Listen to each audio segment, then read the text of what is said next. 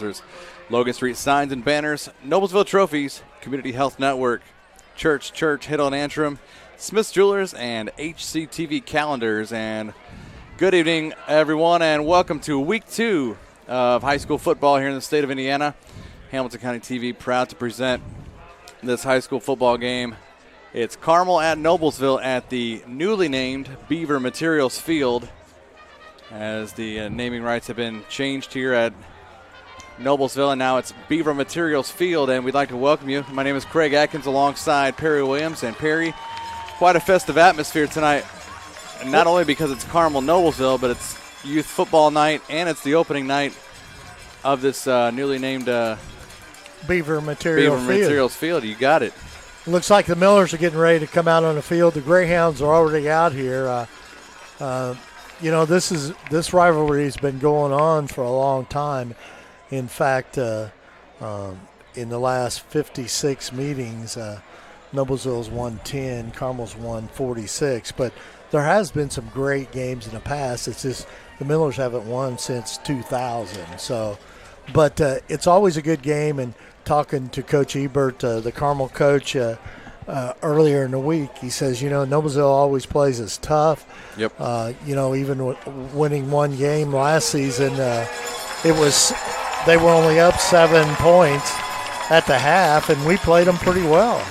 Yeah, it kind of threw off, Carmel a little bit last year, and obviously the MIC was up last year with Center Grove, Warren Central, Lawrence North, all having good years last year, which made for a tough regular season for Carmel. And Noblesville, they played, a tough game at Carmel last year, dropping that one. But this game, should prove to be quite a festive atmosphere here tonight. And last year's sectional game, they had two meetings last year. Last year's sectional, Carmel won that 25-7 here at Noblesville. And we'll talk a little bit, Perry, also about other games that we talked before we went on live.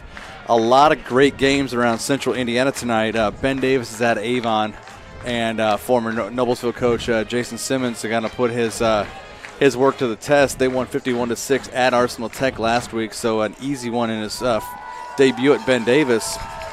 Our other game, we've got Decatur Central at Westfield. Our other game on Hamilton County TV, and another game we'll be looking at Pike at Fishers on the Fisher Sports Network. And then our friends at IHSA TV, they've got a dandy also. Center Grove is at New Palestine, and our friend Brad Silbert, they've got a dandy. It's North Central at Hamilton Southeastern.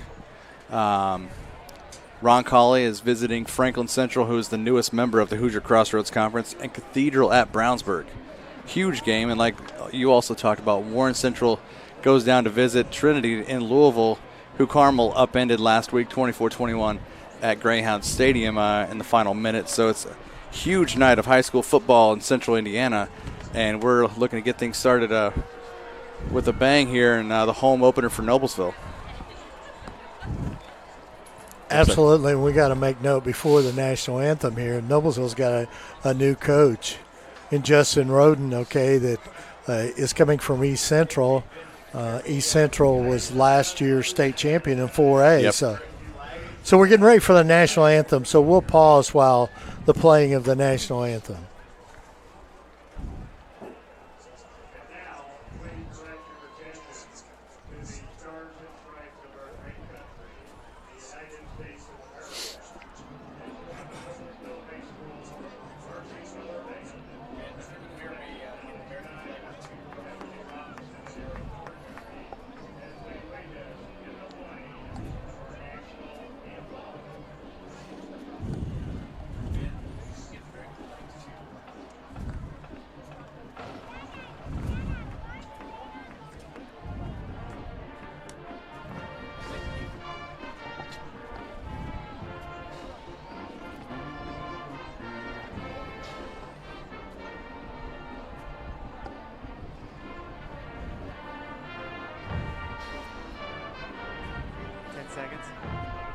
Hello and welcome to Riverview Health Stadium.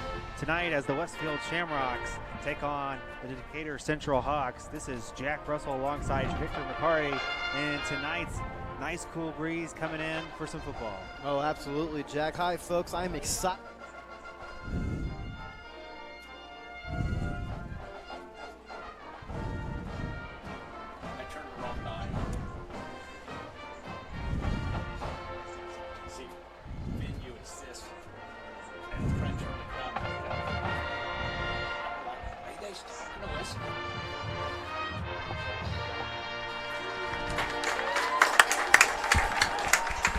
Beautiful rendition of the Star Spangled Banner by the back-to-back Indiana State Fair state champions, Noblesville Miller Marching Band. So it's great attendance tonight, and we are getting set for kickoff. And didn't catch the coin toss earlier, but obviously they'll march the captains out there with the officials here in moments. And going to be quite a ball game tonight, and hopefully, Noblesville can come back off of that 31-7 drubbing they had last week at Lucas Oil Stadium against Cathedral. And obviously Carmel Perry coming in on a high note, scoring with 50 seconds left to upend one of Kentucky's best teams in Trinity out of Louisville, 24-21. Yeah, and Trinity had a 50-game winning streak before Carmel upended them, and they were last year's state champion. Yep. And they beat them pretty good last year. Trinity did, and so coming back and winning it this year is a big thing. The Millers went down to Lucas Oil, and the one thing about with the Millers was, I think they outside of that first half. They played them pretty good the second half. I mean, it was actually a 7-0 score. I mean, but there was a lot of mistakes. We can't run the ball, okay? And I'll tell you what, this defense that Carmel has is a good defense. They've got a lot of talented players led by Bo Robbins. Yeah, you got Bo Robbins, Joey Schmidt, Cole Brevard, Ryan Tilley. I mean, those guys are, those are the main guys up front in the front seven. Not to mention Matt Boyer.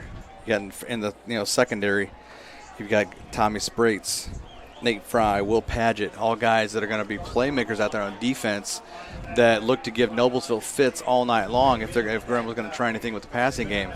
We're getting set for kickoff here at Beaver Materials Field. Once again, Craig Atkins alongside Perry Williams. Glad you've joined us. Beautiful night for high school football. We got a slight breeze going on. Noblesville going to kick off going south to north. That's right to left on your TV on your screen, folks. Carmel will receive. Looks like back to receive that. Looks like we've got number 6, Christian Williams. And trying to see the far side returner as Jack Knight set to boot this one away. And here we go. This one up high and going to be in the end zone, 10 yards deep and a touchback. Craig, this rule, I think this is the second year with if the ball goes in the end zone, it's a dead ball and you bring it out to 20. That's a good weapon, okay? And Jack Knight has the ability to put them in the end zone all night long.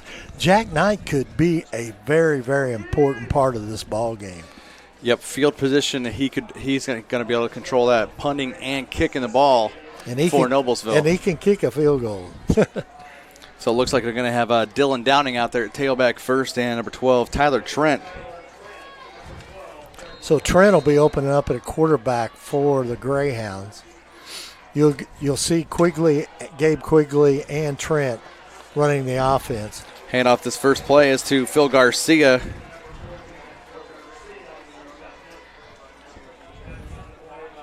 Garcia picks up 7 on the play.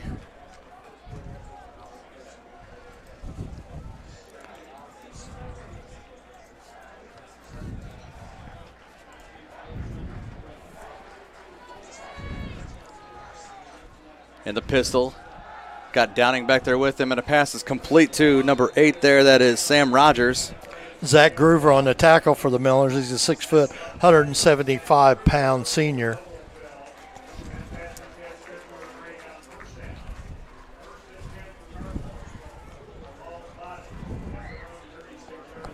Well, right now the Greyhounds are moving the ball here.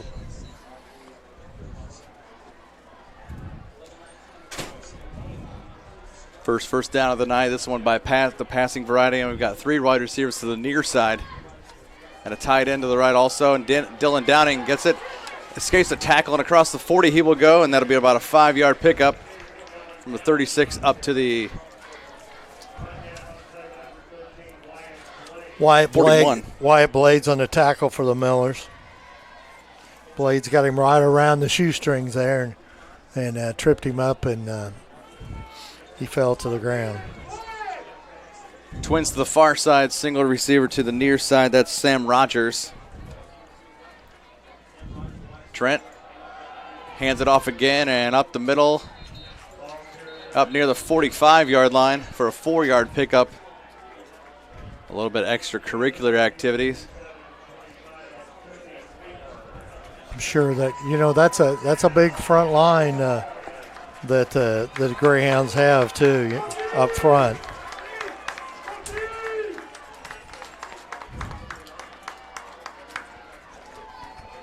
Their tackles is 265, 233.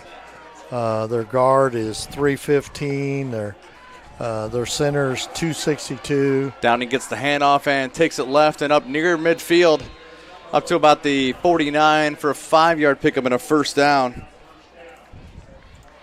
So Downing quickly with 13 yards on 3 carries.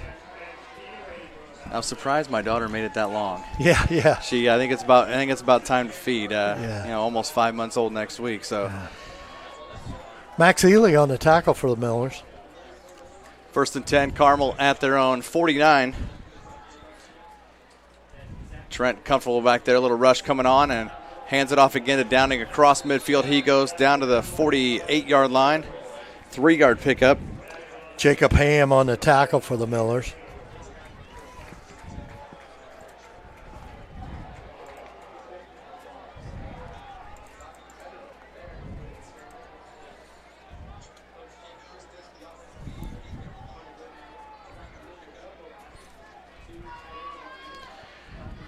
Twins here to the near side.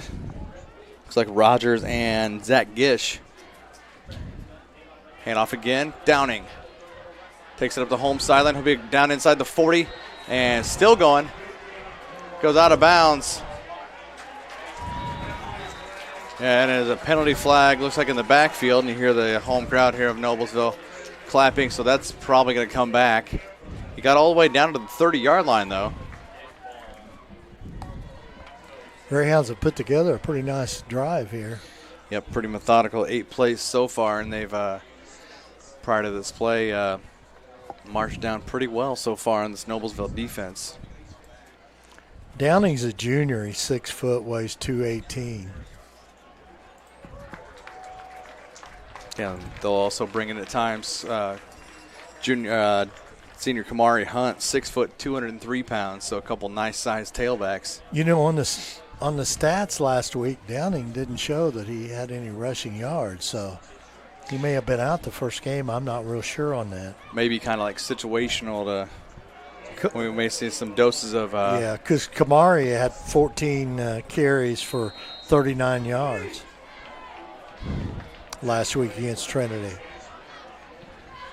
That brings it back to the 45-yard line. Handoff. There is Kamari Hunt, and he loses a yard back to the 46-yard line. Good play in there. Looked like Wyatt Blades trying to pick out another number in there. Eddie Jenick, number 10. That tackle for loss. Now it's 2nd and 11 at the Noblesville 46. Jenick's a very important part of that Miller lineup because at times he will go on both sides of the ball. You usually don't see that at the 6A and 5A level, but sometimes players they're able to do that. In motion comes Garcia. Trent back to pass, goes long across the middle. Sam Rogers completes the pass down to the 16-yard line of Noblesville.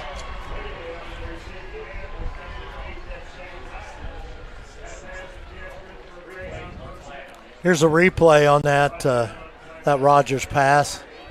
30-yard pickup by Rogers, and just like that, in business at the Noblesville 16. Trent just put it right in there in between those two defenders. And thread that needle, yep. You got it. Just 4 minutes into this ball game, and Carmel methodically driving down the field. In the gun, Trent hands it off to Downing and tries to find room. Wyatt Blades finds him just inside the 15. He gets to about the 13 for a 3-yard pickup.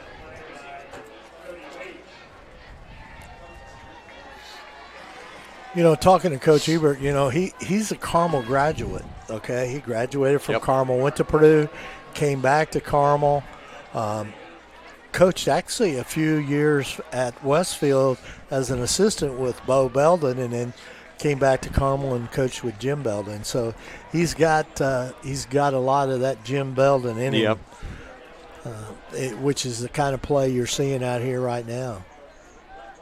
That methodical drive. Trent fakes the handoff, play action fake, goes out right side. That's number 82, the tight end, and it's in for a touchdown. That'll be number 82, Skylar Bradley, from 13 yards out. For a Carmel touchdown at 6:54 left here, first quarter. I mean, here's a replay, and as you can see on Sparks, he just basically caught the ball and just ran over Sparks, our defender.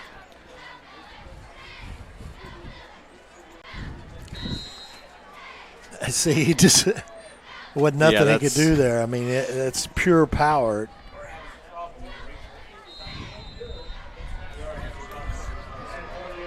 Nine plays, 80 yards, resulting in a 13-yard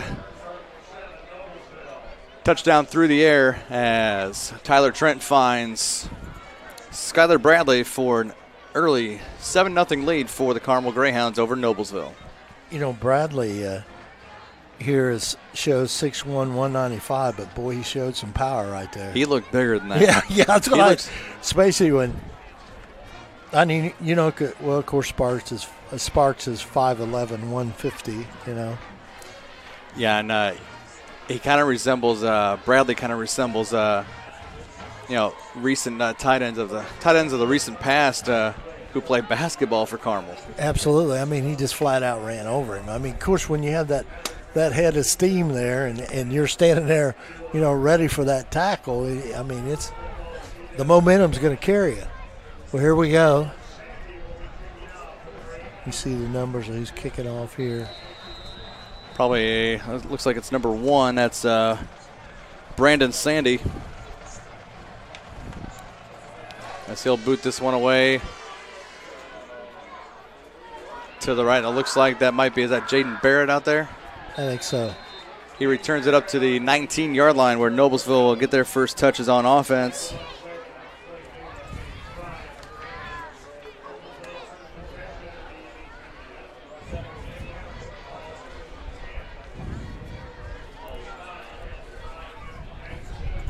.650 left, first quarter of play. Grant Gremmel and the Noblesville offense jogging onto the field. Looks like his receivers will be Brandon Lowe, Zach Groover. Also number 16, Joe Hillman will be in at running back along with, you're going to see, it looks like Luke Blevins out there in the flat on the far side. Lowe, the single receiver here to the near. Noblesville's first offensive series. In the pistol is Gremmel. In motion comes Blevins. Pass complete, and that's Zach Groover up to the 26-yard line.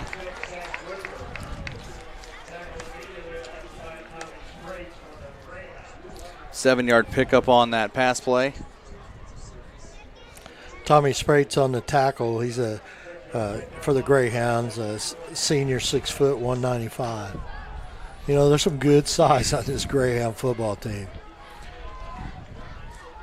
And over here, the right cornerback, Matt Fortier, he's been the kicker for the past 3 years. Pass is incomplete off the hands, through the hands of far side over that's 21, Brandon Lowe. Tommy Sparks over there on the cover for Carmel.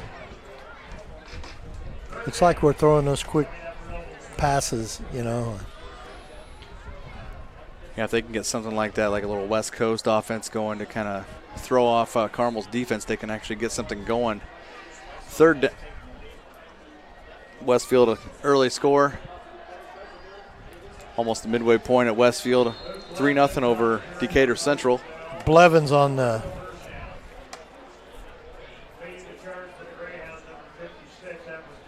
two-yard pickup by Blevins on the carry.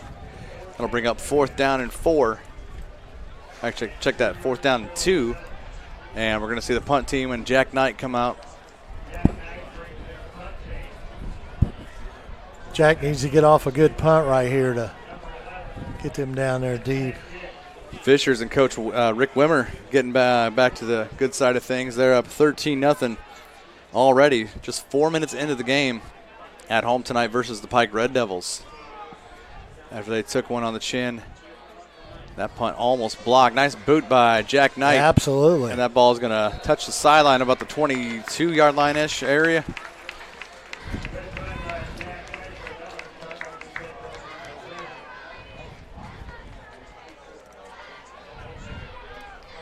So Carmel will take over. It looks like it'll be their own 27-yard line.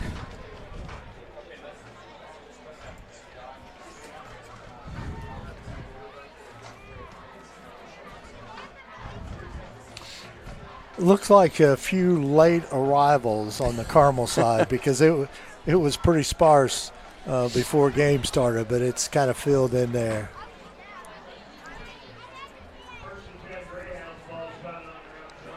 Trent back out there with the Carmel offense. Looks like Sam Rogers and Phil Garcia here's the near side. And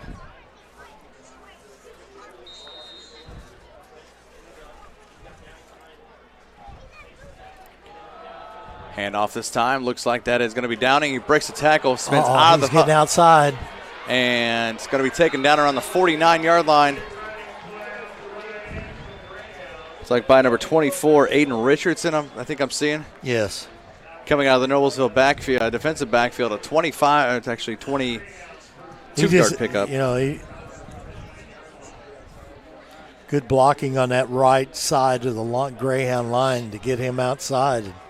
He was wide open. Actually, check that 24-yard pickup down to the Noblesville 49-yard line, and quickly screen pass out to Garcia left side, and he'll find room and get inside the 40-yard line before he's taken down. It's like Richardson and trying to pick out numbers over there. Those gold mirroring numbers. Yeah, they're aren't tough. as easy to pick out. No, they're not. 11-yard pickup down to the 38.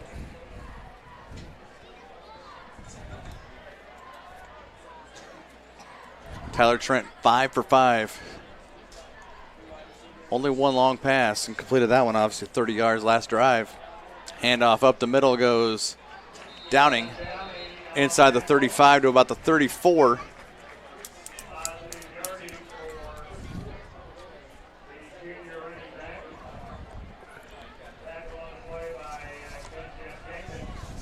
Jenkins on the tackle for the Millers. KJ, 6'2", 250-pound senior. Brings up a 2nd down and 6 at the Noblesville 34-yard line. And Carmel looking to put Noblesville in a hole right away here. Pass up the middle and caught by the tight end, number 86, Rhett Williams, and he's a big one also, 6'6", 225, a senior tight end for the Greyhounds. Richardson on the tackle for the Millers. 5'10", 170-pound junior. Man, this Greyhound team is big, Craig.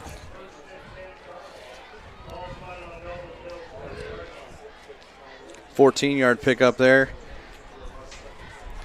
Trent keeps it going, and he is 6 for 6 passing so far.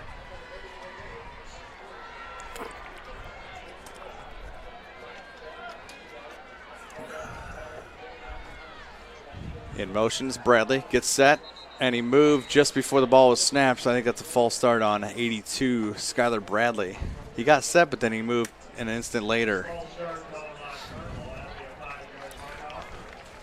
3:23 left to go here in the first period. Greyhounds are up 7-0. It's our first penalty. Yeah. Actually, I'm sorry, our second. Carmel's had 2.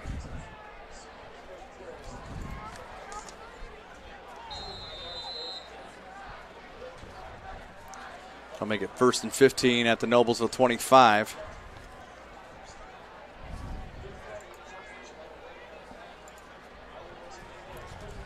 Twins here to the near side. Looks like Gish and Rogers. And off this time, it's Downing. Tries to find room, breaks just inside. Might get down to the 23-yard line for a couple yards. Jenkins on the tackle for the Millers. He's over there on that right side.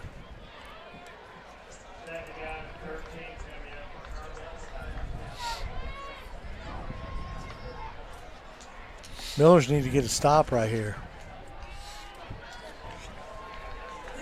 Need to get a stop or cause a turnover, or they're going to find themselves in a 14-0 hole quick, just like they did last week at Lucas Oil Stadium to Cathedral.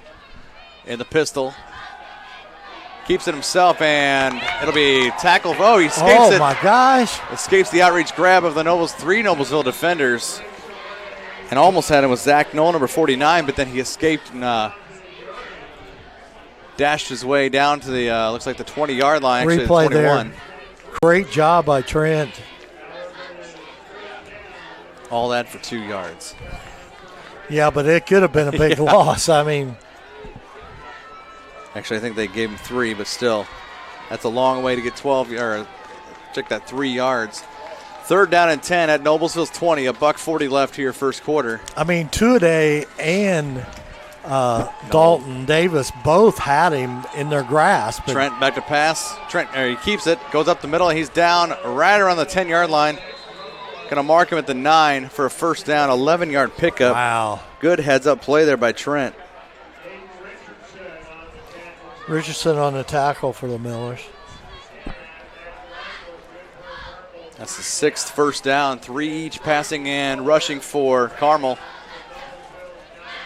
Like I said, they're coming in off of a high, beating one of Kentucky's best in Trinity last week at Greyhound Stadium. So they've kept it going. 1st and goal at the 9 of Noblesville. Handoff is to Dylan Downing. Breaks through right around down to the 5-yard line. You know, Downing's a very, very powerful runner, you know, and he Kenyon Jenkins again.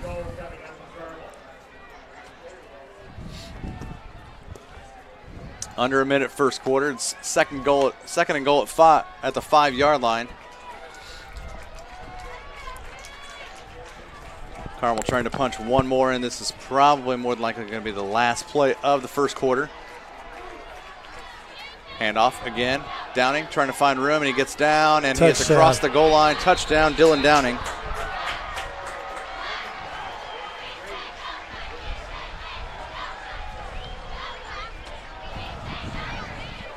So with 24 seconds left to go, here's a replay. He just kept himself low, kept his feet and legs going, and found himself 5 yards and across into pay dirt. He's a powerful runner. Yeah. 5 plays, 73 yards.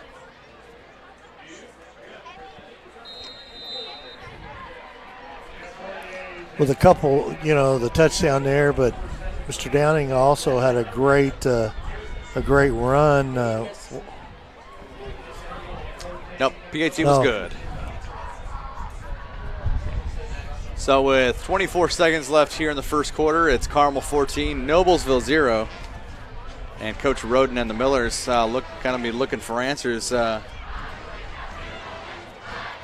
the second quarter, actually, or this last part of the first quarter, or they're going to have an uphill climb for 3.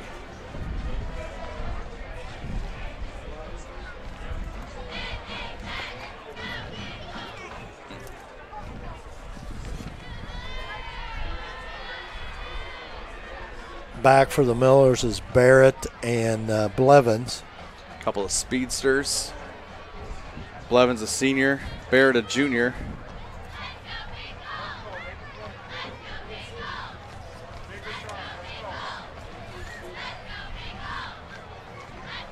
Looks like it'll be Brandon Sandy to kick off. Matt Fortier did kick the extra point for both from both touchdowns. So looks like he still has those duties. Low liner. Gonna bounce down around the 5-6 yard line, and Barrett picks it up, and he'll run up right around the 20 and gets knocked out of bounds by a slew of Greyhounds. Well, let's see what the Millers need to get some offense going here, and that's one thing that they struggled at the beginning of last week.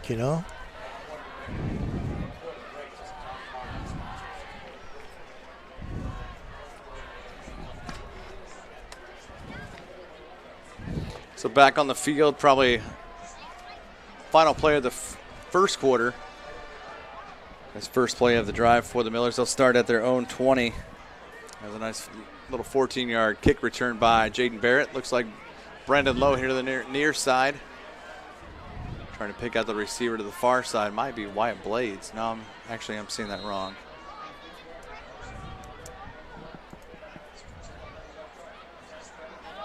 Handoff. Blevins up across the 20 to about the 22. It's probably going to be it, Craig, and we'll probably switch to the other end here. So through one quarter of play, it's Carmel 14, Noblesville 0. Well, let's thank some of our sponsors here. We had a quick first half, so Community Health is Central Indiana's leader in providing health care services where and when patients need them. With any questions, you can contact Community Health at 317-355-7775 or check them out on ecommunity.com. What about Logan Street Signs and Banners? Celebrating over 26 years of Logan Street Signs and Banners, specializing in that last-minute signage and banners, serving Noblesville and Hamilton County since 1992. You can contact them at 317-773-7200 or LoganStreetSigns.com. Also want to thank Noblesville Trophies. They offer a large range of products including sports trophies, corporate awards, and in-house embroidery. Noblesville Trophies provide you with that same-day service for those last-minute decisions. Contact them at 317-773-7391 or check them out at NoblesvilleTrophies.com. Back to it as we start second quarter, Perry. Second down and 8 for the Millers after that 2-yard pickup by Luke Blevins.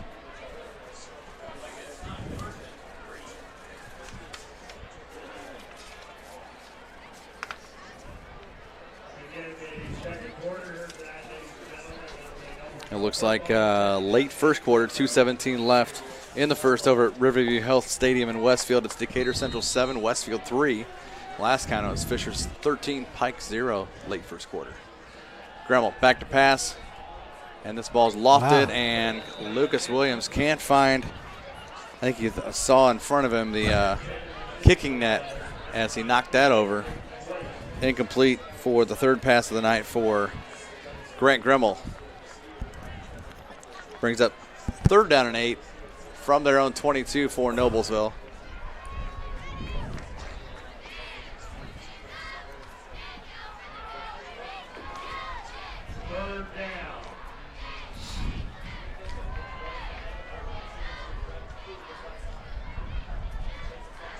Gremmel rushed again, back to pass, and pass intended for number 23, Zach Blevins, sophomore wide receiver. And that falls incomplete as he overshot him. Jack Knight back at his own 10-yard line to boot this one away. Looks like the returner for Carmel's number 11, Zach Gish, 5'8" junior receiver and kick returner. And you can't keep sputtering out on offense if you want to keep in a game with the Carmel Greyhounds.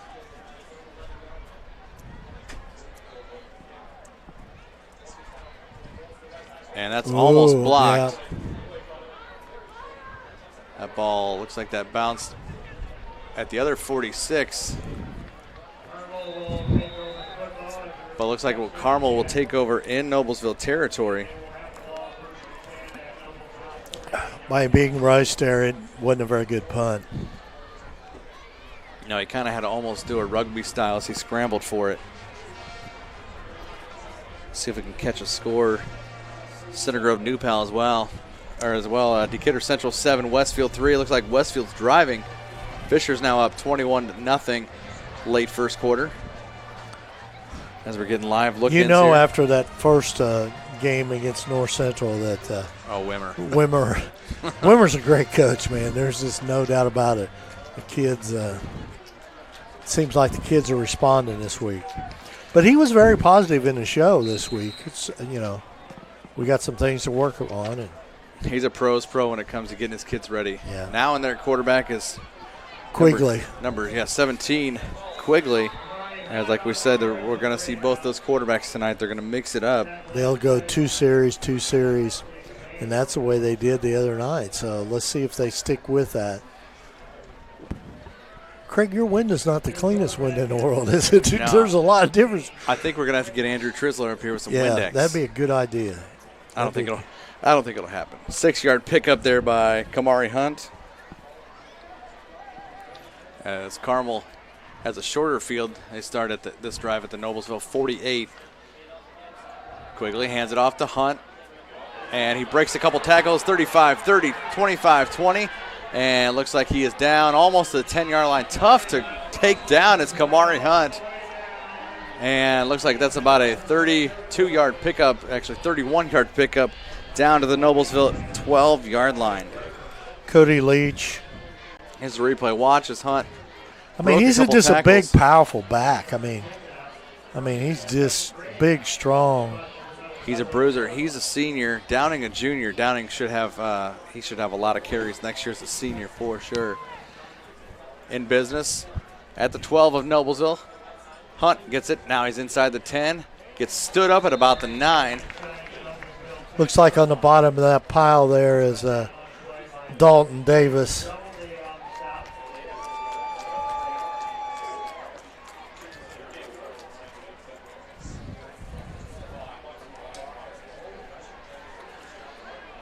Second and 7 at the Noblesville 9, so they've got a little room. They can get a first down before if they were to happen to score.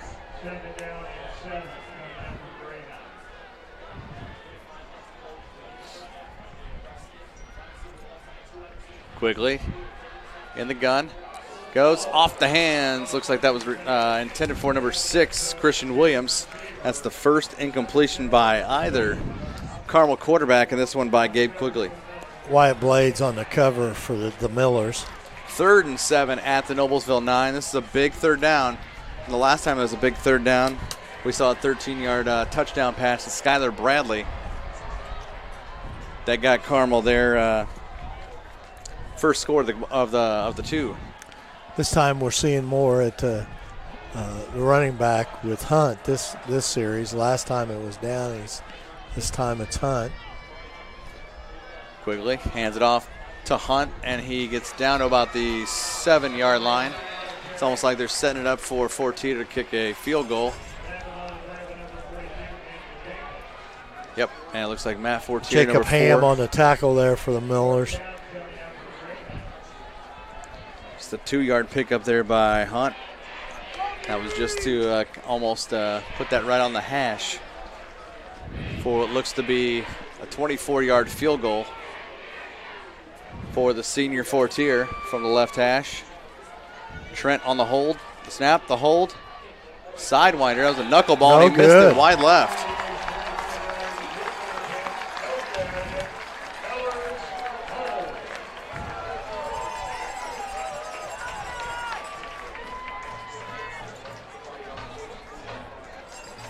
So that field goal attempt wide left with 9:18 left here in the first half. Noblesville's defense holds, and it was kind of a knuckleball kick, really. Yeah, it sure was. And did you see the laces were facing the west to us? Let's see if that not giving up any points this time with the defense that the Noblesville offense can do something here. So it'll be 1st and 10 for Noblesville at their own 20-yard line. 17 people are watching on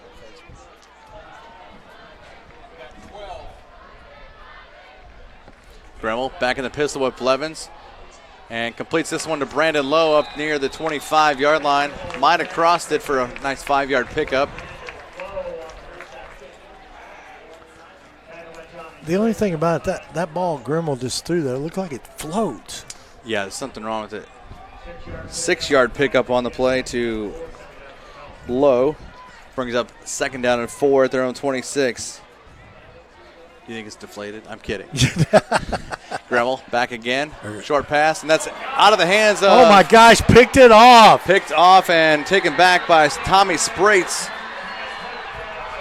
for about a 29-yard interception return, and right off the hands of Zach Blevins. And if he could have connected with it, watch it on this little out route.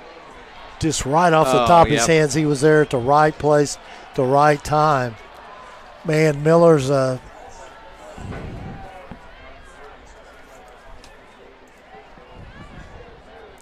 Tommy Sprates takes it about roughly 29, we'll call it 30 yards.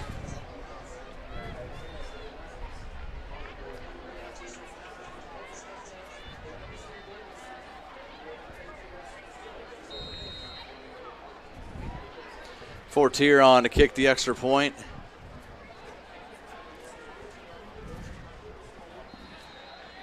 This boot goes end over end and through the uprights, and just like that, 9:05 left. Second quarter play, it's Carmel 21, Noblesville 0, and an update from Riverview Health Stadium over in Westfield. It's Westfield back in front 10-7, just starting the second quarter over Decatur Central. Fisher's up 21-0 at home against Pike, also same time on the clock, 5 seconds into the second quarter. Scoreless, just a couple minutes in. I think it was a 7:30 start. Center Grove and New Palestine. They're all tied up 0.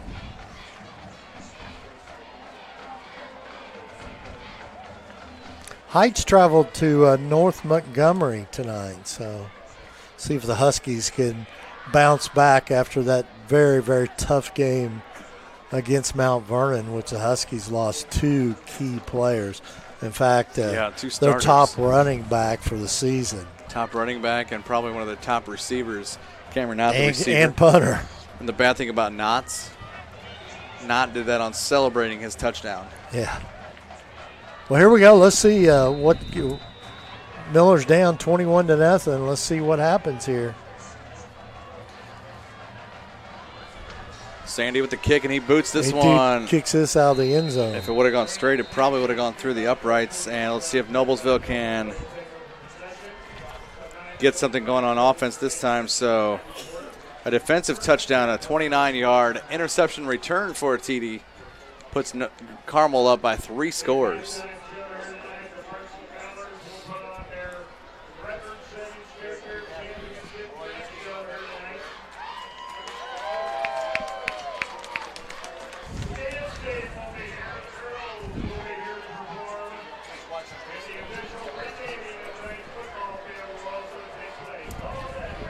Tipton's playing Elwood tonight. No score on it yet.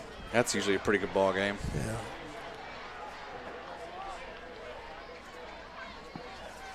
Yeah. In motion, number 16, Joe Hillman. Now the handoff to Blevins. Spins, finds his way up to about the 24-yard line.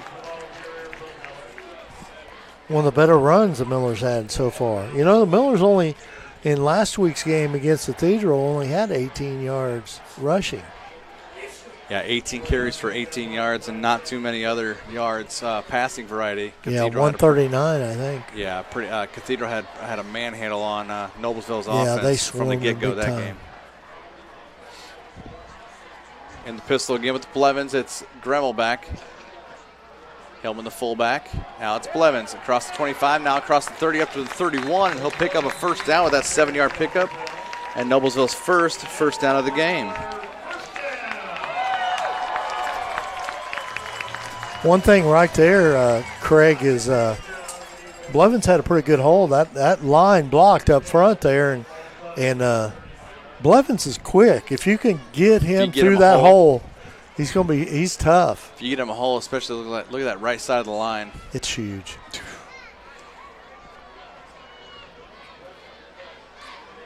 In motion comes Hillman. Zigs and zags. Now a handoff to Blevins. Oh, ball's on. Nope. Grummel kept it. Yeah. Had me fooled. Looks like that was for a no gain. New Palestine just scored. They're up 7-0 against Center Grove. But that's a lot better than it was last week, Yeah. They scored 70 points in the first half. Yep, ended up 77-0. And they played another ranked team. Kokomo's also ranked in the top 10 of 5A, and it didn't look like it. Now, they lost a lot of players, but, they were runner-up last year. Yeah. In 5A.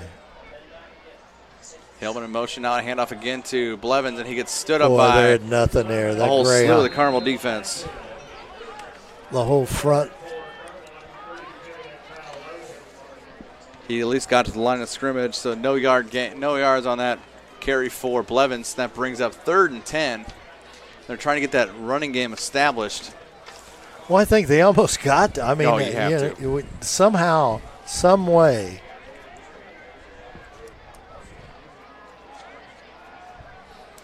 Fifth play of the drive.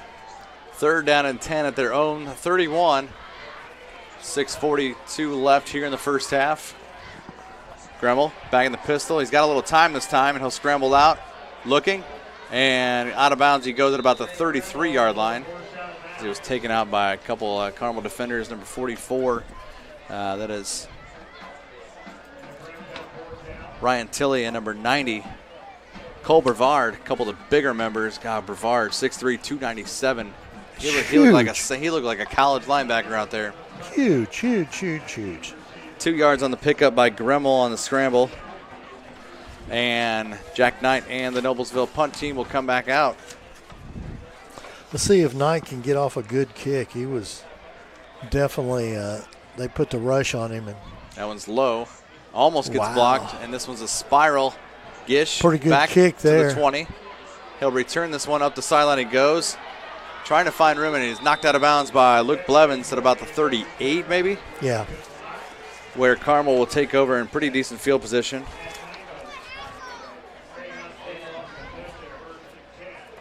Yeah, Ben doing a tremendous job on the camera upstairs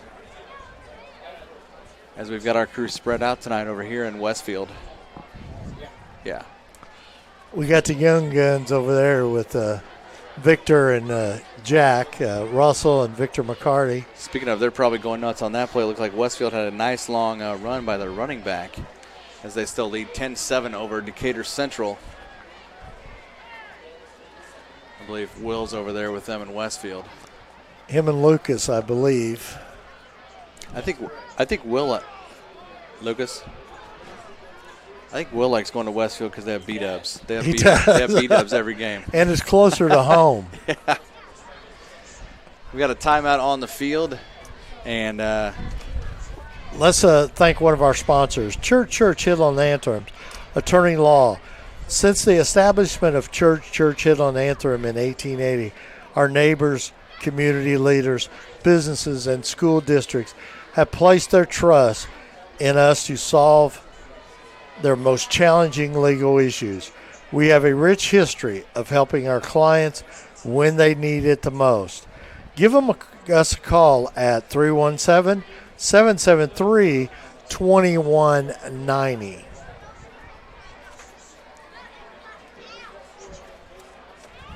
Hey, how about hctvcalendar.com? Did you know about that before we? No, until last year. I mean, be sure to check out the calendar for the upcoming events in Hamilton County, including our high school events. If you have any event, add it to our calendar. It's easy. It's free. The Hamilton County Community Calendar, hctvcalendar.com. 6:23 left here in the first half of play.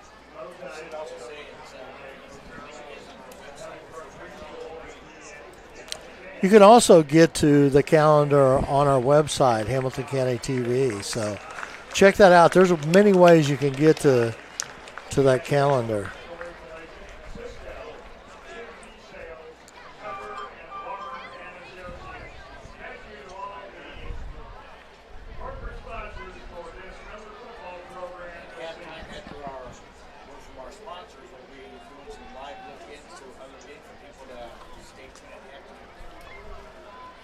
Yeah, hang around at halftime. We'll be taking some looks into some of the other games going on around the area.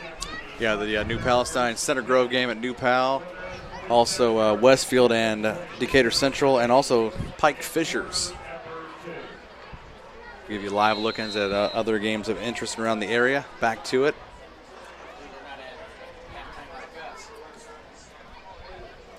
Carmel with it at the 47 of Noblesville, and this time it's Kamari Hunt. He gets taken like down. A loss there.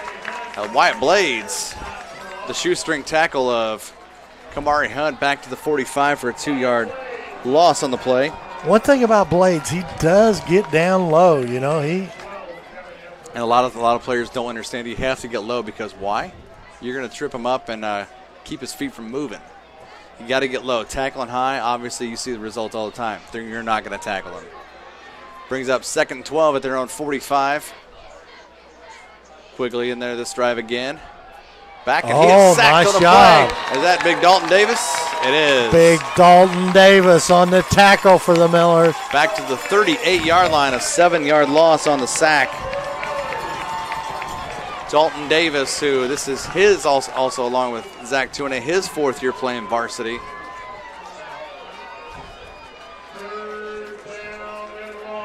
And you need plays like that, especially A, it's your home opener, B, your team needs picked up, you're down 3 scores. Nothing like your defense to pick it up. 5:10 left here until half. 3rd and 17 at their own 38. And the pistol. Quigley back to pass, looking, has time, he gets jacked after he throws it.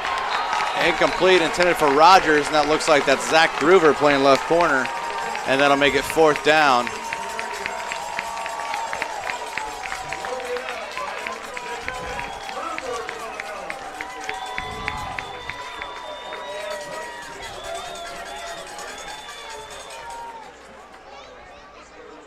So looks like back to punt will be Matt Fortier. And the kick returner, I think that's going to be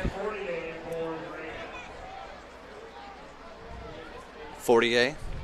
As I stand corrected on the pronunciation by Mr. Robert Tremaine over there to our far right. Who is punt the guru of. Through the air, fair catch is called for. Groover, I didn't think he could do that. He waved a fair catch. And then he ran. At about the 15, picked it up off a bounce and ran. I don't think the officials caught it. A little better field position than Noblesville would have had. So they'll start off on this drive at their own 21 as that punt from is about a 7-yard gain on the return from Zach Groover. And Noblesville's offense going to get another crack at it.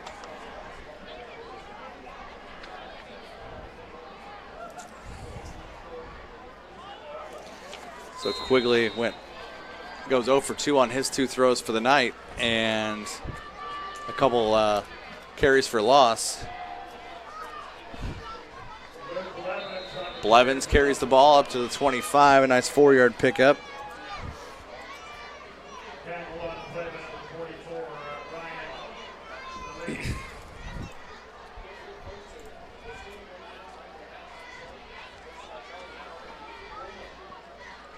Brings up 2nd down and 6, 4:22 left here, first half of play.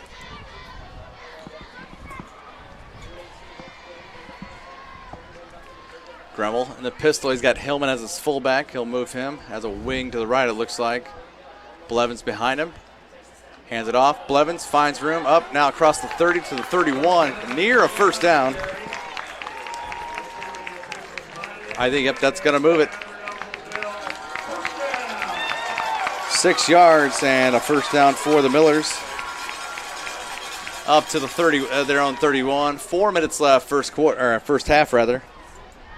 glad you joined us tonight. Beautiful night for high school football. Oh, absolutely. And it's probably in the next week going to be the last cool night, cool day that we've had for a few days. It's supposed to be 85 and humid starting tomorrow, and then get back in the 90s early next week. Blevins carried for a loss back to the 29. Carmel's front four sniffed that out. Looks like that was led by number 41, Bo Robbins, and I think 44, Ryan Tillev. Second down and 12 from the 29. Great crowd on hand, like we saw in a late showing Carmel crowd. They're starting to fill up their stands across the way.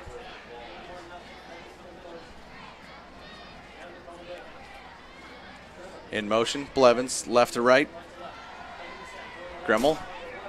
Pass up to the 32 or 33 to Blevins. Nice 4-yard pickup. They'll give him the 32, so a 3-yard pickup.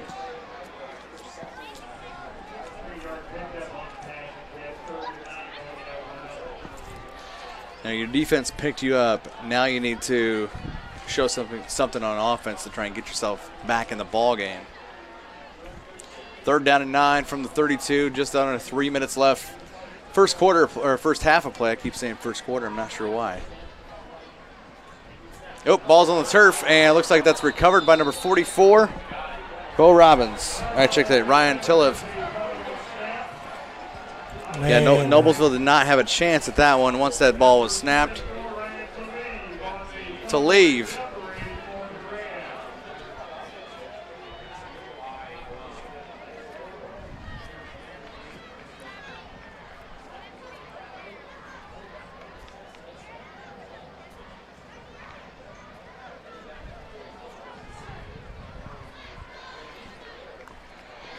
He recovers that ball at the Noblesville 27, making this drive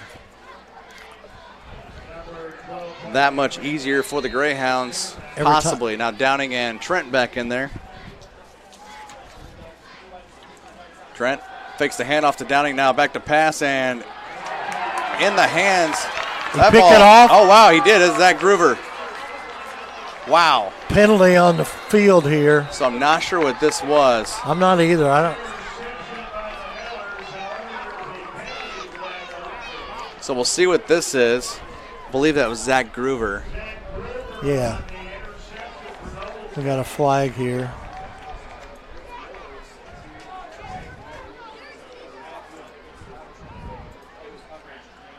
They're all conferring.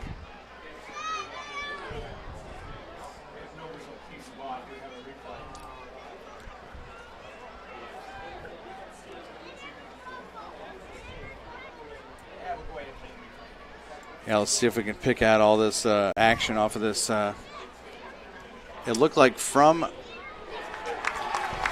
It's going to be. Of course, we declined it. It was against the Greyhounds. Personal foul. So it looks like offsetting penalties, but Noblesville will have the football. So a couple players must have been going at it right here. Because we were watching the play. So saw 2 penalties offset. We've still got a marker down there about the 11-yard line, but yeah, it looked like a deflection. We'll have to check it out at halftime maybe. It looked like a deflection off that. And I believe that defensive back on the play, I thought that was Zach Blevins, 23, who was playing. Wow. I think so. If I'm not mistaken, we'll have to check that out again.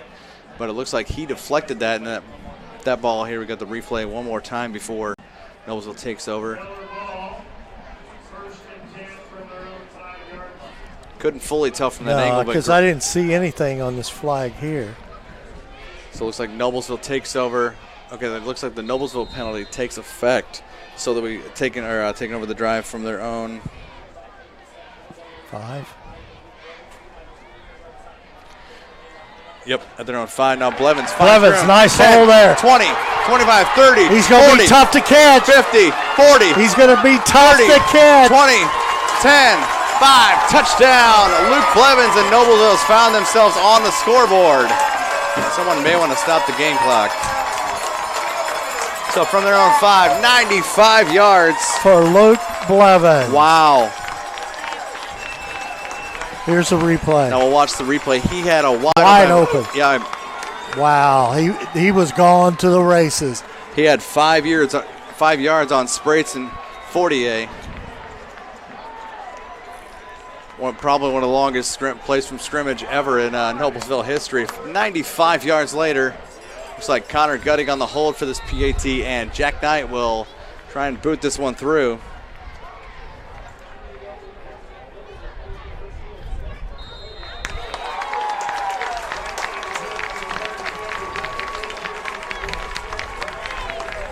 So the Millers are on the scoreboard here, 21-7. With 2:20 left to go in the second quarter. So for Coach Roden in his home opener, he gets in a 3-touchdown hole. Defense shows up middle of the second quarter, gets a stop. They throw a pick. They get a pick. And first play from scrimmage in the ensuing drive. They score again. Wow, Decatur Central has scored twice. It's now 21-10. Midway through the second quarter, they're leading Westfield at Riverview Health, a little bit west of us here. Pikes found themselves on the scoreboard. Just over 4 minutes left till the half there at Fishers. It's 21-7 Tigers over the Red Devils there. You know, the one thing about it, that shows you that Franklin Central is going to be another formidable opponent in the Hoosier Crossroads because they just barely got beat by Decatur Central last week. Yep, so. correct. Yep, and I honestly hope people don't think that no matter what sport it is, that Franklin Central we just gained somebody. No, there's a reason why they joined the Hoosier Crossroads, and this one's going to be a short kick, and wow, that's going to be a flag. That's he called for a fair catch and got driven back about 5 yards. And that tackle on the play, Justin Johnson Sparks. And you just can't do that. You can't do that. If you see he's called for a fair catch, punt or kickoff, you cannot touch him. So from that point, I believe that's going to be a spot foul for 15 yards.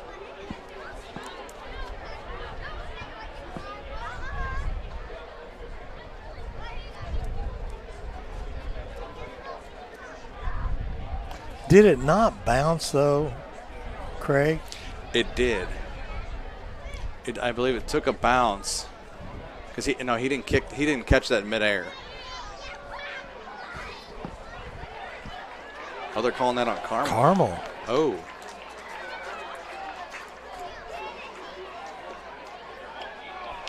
Offsetting penalties. Oh my gosh. Oh, you see Coach Ebert coming out on the field. And obviously Coach Roden wanted an explanation as well because you see one penalty, and I'm not sure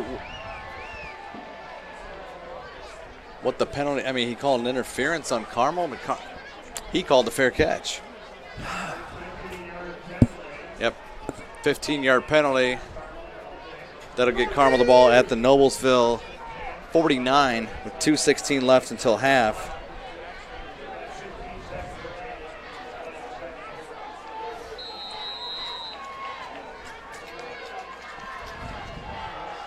Handoff up the middle, and Downing finds some room.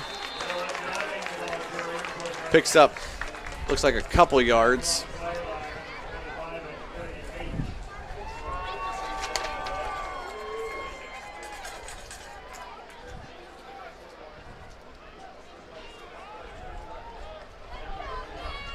.150 and counting. Trent in the gun. Back to pass and finds an open Skylar Bradley. He gets down inside the 35-yard line.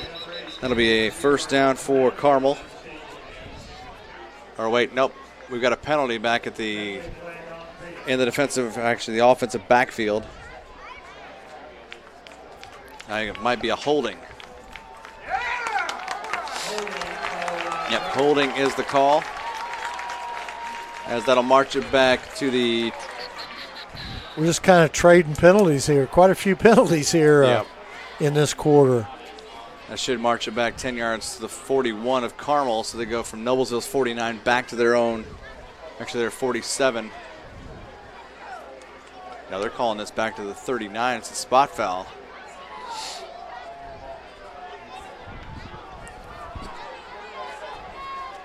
So now it's 2nd down and 22 at their own 39. So the second straight offensive drive, Carmel's got themselves in a slight hole. And now it's back to pass as Trent passes way over the head, way about 8-9 yards over the head of Skylar Bradley. That's the first incomplete pass by Tyler Trent as well. Big 3rd down and 22, a minute 37 left till half. Coming up at halftime, stick with us, folks. We'll have live look-ins from Center Grove at New Palestine. Also, Fisher's hosting Pike, as well as Decatur Central visiting Westfield, which I'm not sure if we'll get all of those 3 at halftime or not. We'll get Center Grove and New Pal for you. Big one. Brownsburg up 10-0 on Cathedral in the first quarter over on the west side. Screen pass to Downing, 40, 45, 50, and he barely gets past the line of scrimmage. In the second quarter, Avon 14, Ben Davis 7.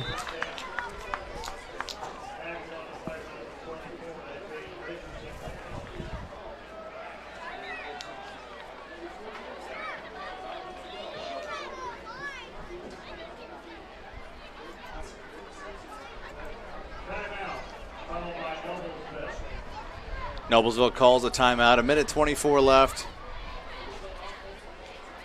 As Carmel's got a 4th down and 8 at the Noblesville 47. Big play here. That'll leave Noblesville with 2 timeouts. Carmel has all 3.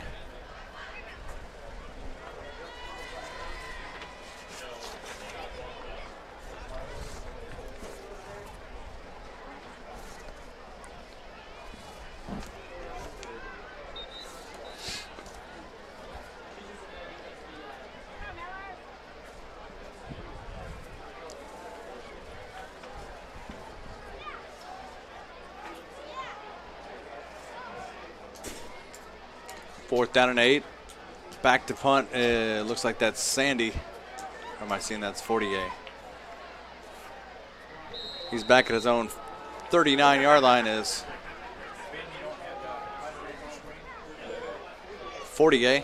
And this one goes kind of sidewinding into the hands of Groover. Finds room.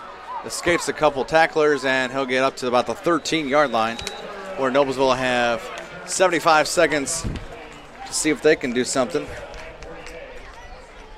Well, Brad, I'll have to say that Brownsburg Cathedral score 10-0 is a little bit of a surprise to me. But I know Brownsburg is a very good football team. But Brownsburg is a very good football team, and former Noblesville player, now what a sophomore, Ben Easters, is the starting quarterback at Brownsburg. Yes.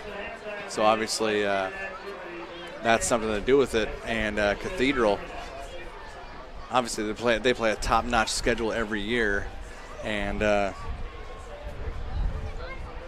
it's good that they're playing Hoosier Crossroads Conference teams to kind of mix it up. They like to play MIC teams a lot. And they have to go out of state quite a bit because there's not a whole lot of people want to play them. Yeah, they play some Cleveland and Cincinnati and some Illinois teams, some Kentucky teams. In motion, Jaden Barrett goes right to left, gets set. Now it's Gremmel, back to pass, looking, finds an out pattern, and that is Wyatt Blades. And that'll be a first down up about the 27-yard line. That's a 14-yard pickup by Blades. Blades, one of those guys that starts on the defense, and now a penalty. Well, we got flag on the play. Is that coming back? Holding. Penalties will kill you. Yeah, they will. So that's going to make it 1st and 20, I believe. It's like Westfield's driving again. Down by 11, 3.5 left till half over there at Riverview Health. Avon up 14-7, on Ben Davis.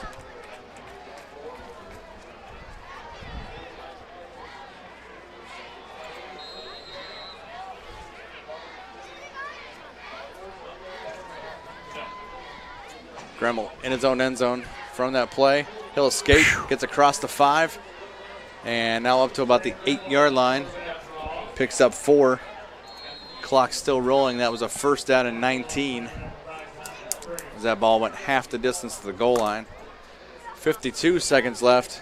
Noblesville calls timeout here just before the half.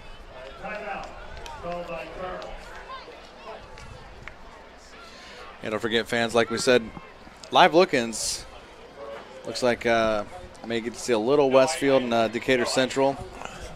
A little bit of Fishers Pike and a little more of Center Grove, New Palestine when we head to half here. You know, this is kind of a new thing for us. Our illustrious boss worked this out and figured this out, and it's going to be kind of interesting. We'll have our commercials first, and then we'll come back and look in and see what's going on out there.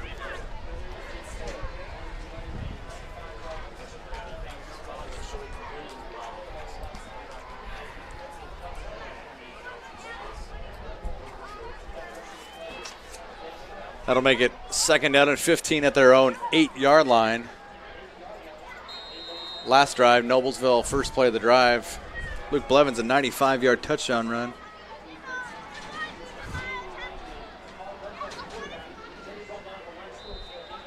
Looks like a host of Greyhounds in on that tackle there. That was Grant Gremmel up to the 10-yard line for a 2-yard pickup. Carmel calls the timeout now.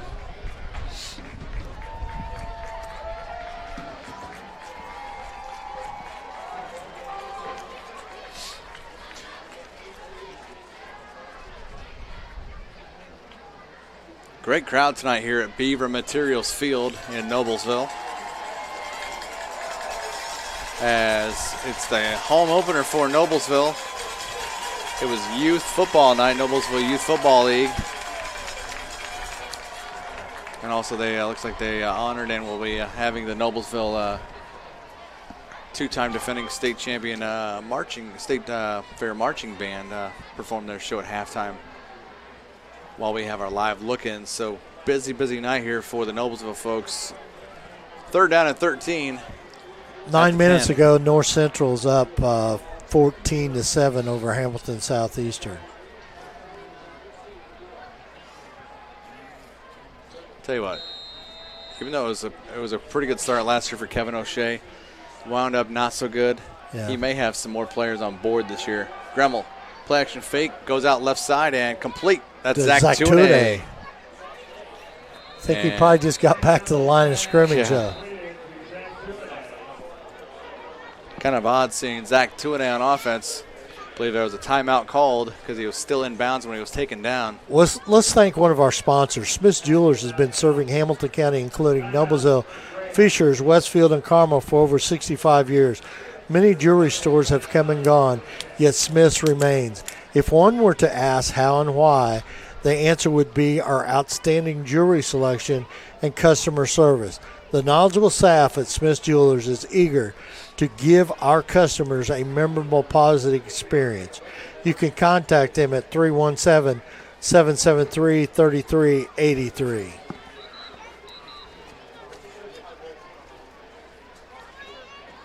Just a short timeout. Both teams back on the field. 4th and 9. Jack Knight and the punt team are going to be out there. Noblesville open the game with the kickoff. So Carmel will kick off the third quarter to the Millers. Now the biggest thing here is Jack Knight needs to get this punt off quick as possible, as deep as he is. That one almost over his head, and that one's low liner, but gets it off. Did he get roughed? No. Penalty on the... Yeah, he did. There's a flag at the 5.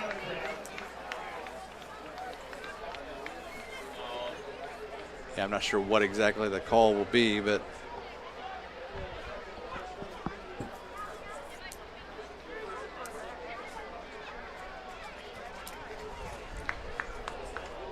roughing the kicker. First down, Noblesville.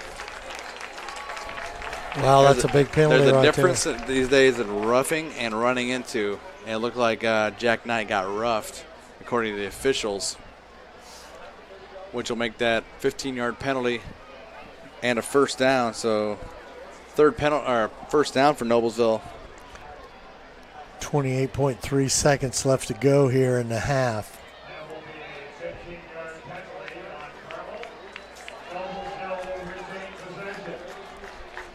So Noblesville will keep the ball, and with 28.3 left, first down and 10 at their own 29.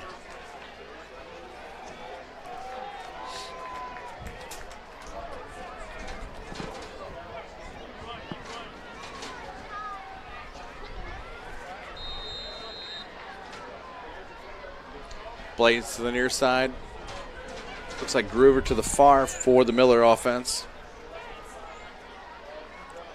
And they're sending another player out. Late sub. Looks like Jaden Barrett coming in. Gonna have to hurry, guys. Yep, down to 5 seconds on the play clock. In motion, Barrett fakes a handoff to Barrett. Has a little bit of time and can't escape this one. Gets across the 25, maybe to the 27. Loses a couple. That's a coverage sack there. And final timeout. So Carmel with no timeouts left. Noblesville with 2 with 18.1 left on the first half clock. Let's thank another one of our sponsors, Logan Street Signs, celebrating over 26 years. Logan Street Signs and Banners specializes in that last-minute signage of banners. Serving Noblesville and Hamilton County since 1992. You can contact them at 317-773-7200 or check them out on their website, loganstreetsigns.com. 26 years.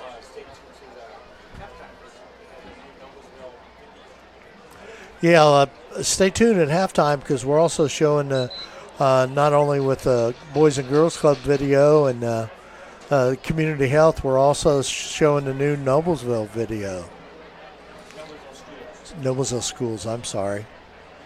It's a good one, Craig. You seen it? No, not yet. It's a good one. Have to stay tuned. Here's old Dave Calabro. You got his Operation Football. I got Operation scores. Football over here. Yep, here he comes flying in. They're going to land over there behind the east bleachers over there. Where they always stands. do. Yeah.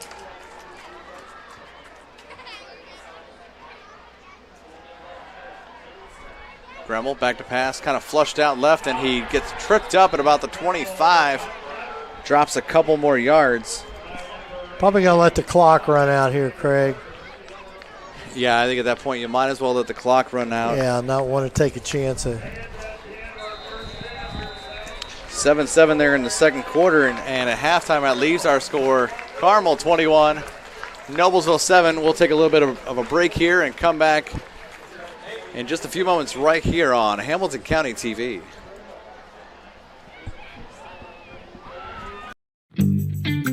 When medical care is needed, where will you turn? With Community's Connect to Care program, one call or click finds you the closest open appointment. Request a time yourself or let us do it. From a primary care doctor or virtual visit to a med check or community clinic at Walgreens. Just call or click. You can go right to our website or to me. Connect to Care from Community.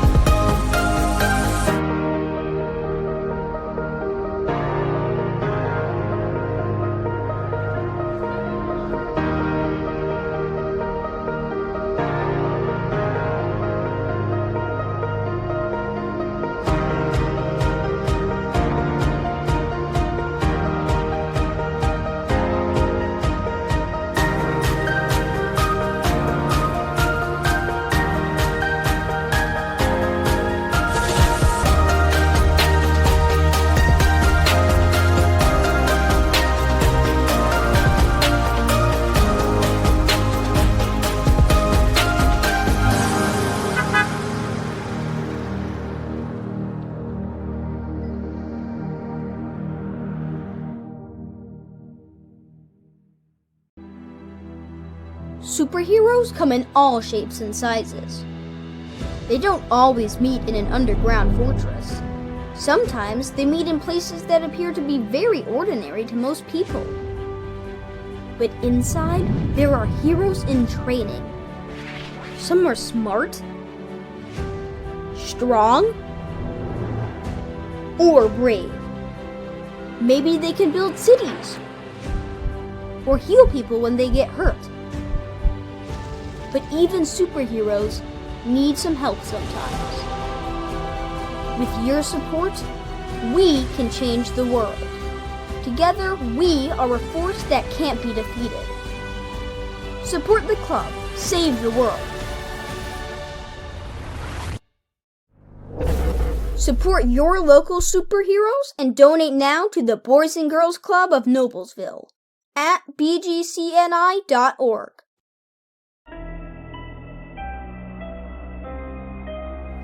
Hey Deb, why do they call us Logan Street Signs and Banners? Because we started off at Logan Street. But we're on South 10th Street. We moved 22 years ago. Why didn't we change the name? That would have just confused everybody and they wouldn't be able to find us. Now I'm really confused. Bill, we're Logan Street Signs and Banners, conveniently not located on Logan Street, but on South 10th Street in Noblesville.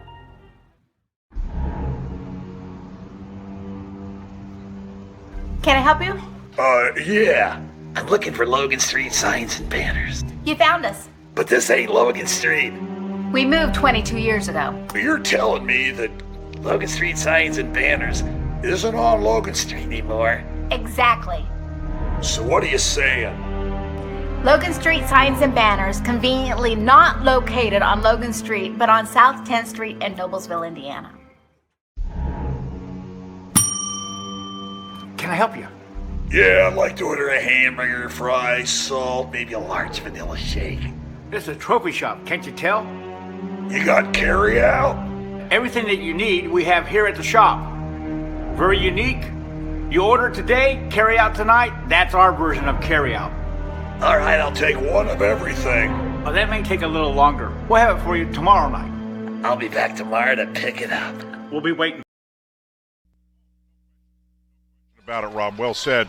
You know, that first period was all offense. Now both defenses are starting to find their way here early, but I completely agree. This next 3 minutes for Center Grove, I think, is big. Don't necessarily have to score, but they got to get things going back their direction. Last week, New Pal scored touchdowns on their first 10 possessions of the game. Been a little bit tougher sledding for them tonight against Center Grove, but they do have the lead. Let's see if Center Grove can answer. Boy, that's a good job by that New Pal D-line.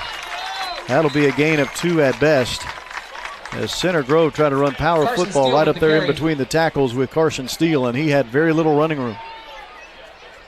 Carson Steele, at least for now, has not broke the big one. One of the things New Pal wanted to do was contain him. They knew they wouldn't stop him, but they wanted to keep him in front of them. At least for now, they did a pretty good job doing that. They'll go to a spread formation here with the Trojans on 2nd and 8. And Moore does want to pass. And he has his man, Jacob Keith. He's out to the 33-yard line. Is that enough for a first down? Boy, that's going to be close.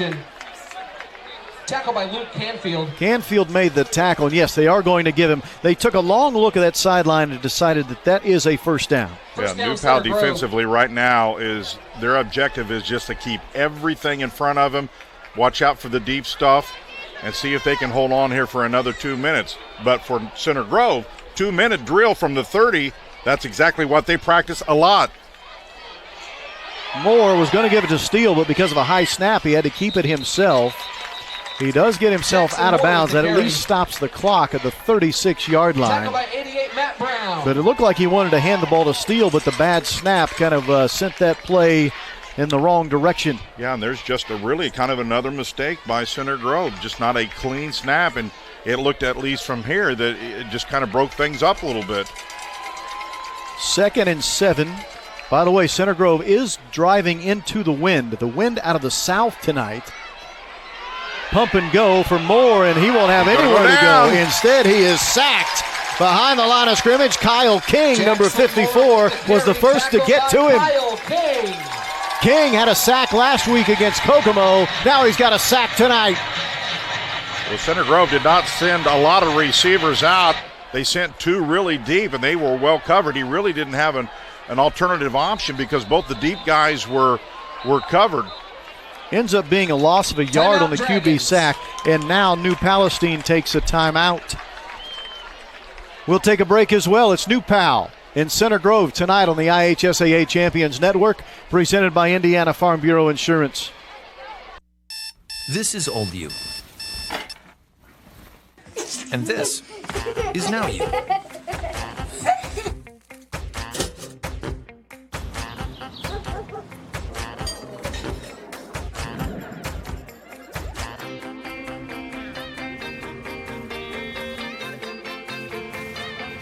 Things change. Your insurance should too. Talk to an Indiana Farm Bureau insurance agent, and now you can stop knocking on wood.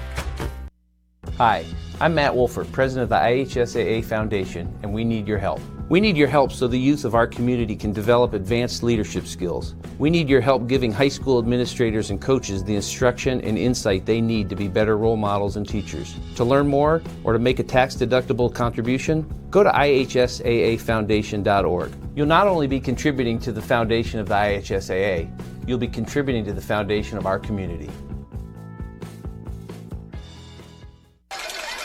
3rd and 8 for Center Grove.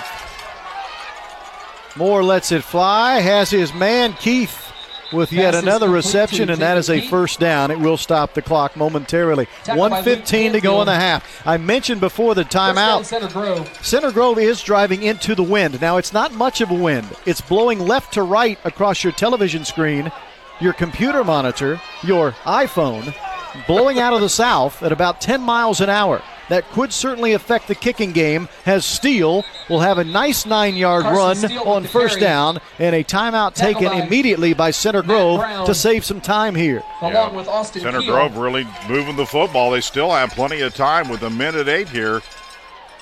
And 2nd and short, so they got a wide open playbook here as well.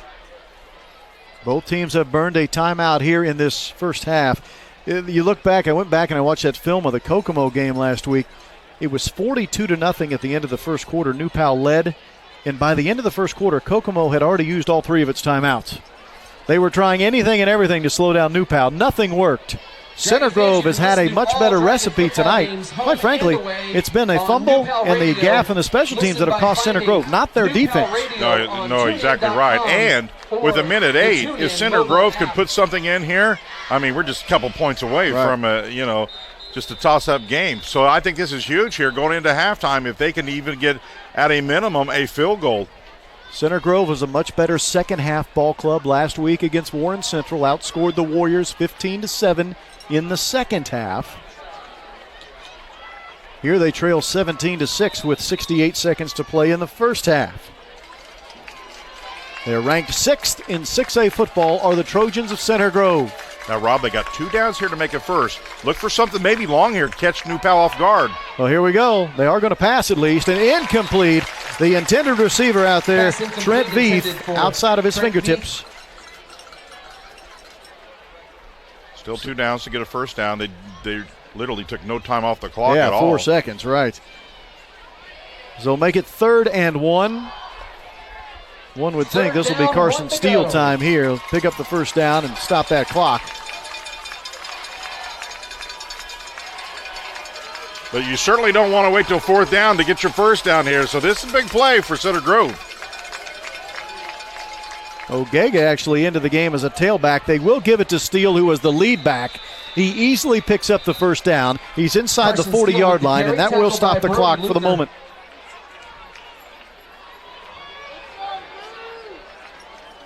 And now the clock winds, and Center Grove will take a timeout, I believe. Yes. Yeah, it was Center Grove. They take their second timeout. Timeout, Center Grove. Big 3rd down conversion here. Well, did you see how close Carson Steele was to the offensive line? Yeah. If you get any surge at all, that's a 3-yard play. He has the ability to add a yard, so what you only need a little bit. He turned that in 5 yards like it was nothing. But the key were, a lot of people don't do that. He was literally just inches from the offensive line. That's how quick that play is. Very difficult for defensive linemen to make a play there. Hey, while we have a moment, we would like to welcome all of you watching tonight on the WTHR streaming platform. Big news came earlier today that all of us here at the IHSAA Champions Network have now teamed up with WTHR as a partner for this high school football game of the week throughout the rest of the season here on the Champions Network, and we're so happy to have them with us. Operation Football. So now you have multiple platforms from which you can find the game of the week. So there's no excuse if you say you can't find us. Steele catches it, and he is met immediately. What a play defensively by Luke Ely, the senior.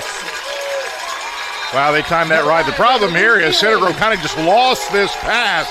That's way too much time for these quick linebackers of New Pal to read and make a play. Timeout Center Grove. They had to stop the clock there.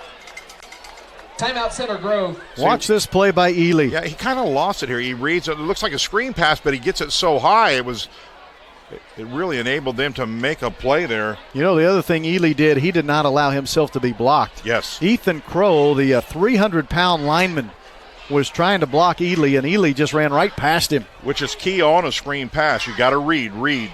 Understand where people are. The more you can smell it out and figure it out it's a screen pass, the more you can make a play like he did. Ely got off of the block, made the tackle. He had 5 tackles last week and a fumble recovery against Kokomo. Last season, 7.5 sacks for Ely. One of the best players on that New Pal defense, their starting middle linebacker. Wow, who ordered this weather? You talking about perfect? Wow, it doesn't get better than this. 73 degrees at kickoff. Knock on wood, please, because the long-range forecast for next Friday is in the 90s, by the way. I saw that earlier this morning. 2nd and 12 here for Center Grove.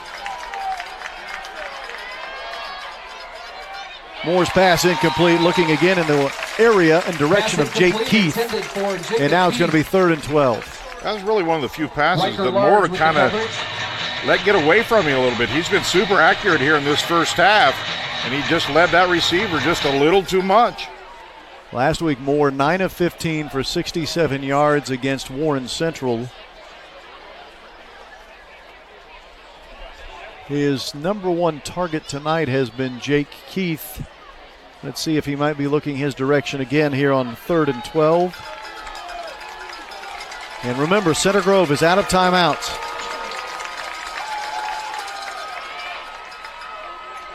Yep, he went to Keith. He's going to be well short, though. And again, they can't stop the clock. Pass complete to Jake. It's going to be 4th and 6. And the Trojans have to hurry. And again, they don't have the luxury of taking a timeout.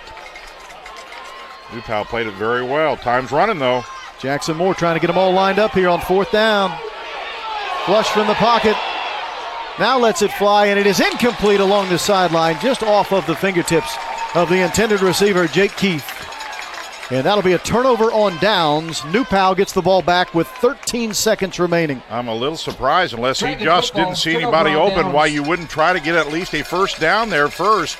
Maybe that's what he was intended to do, but that was not real close. It looked like he may have had another receiver on that backside, but perhaps the rush, he was not able to see it. And so Center Grove not being able to get any more points, I should say, going into halftime. See if New Pal will just take a knee. They're lining up in that formation to do just that.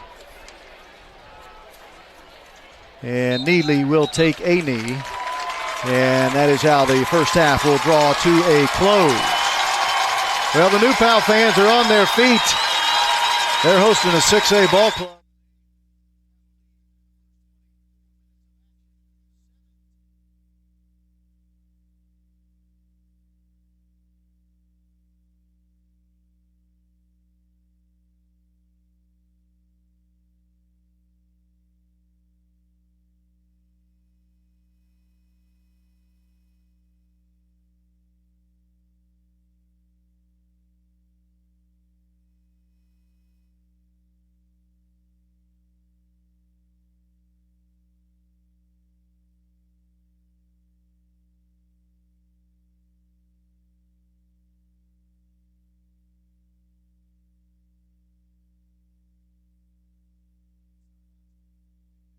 Get the ball back, but just too much on it, ends up going out.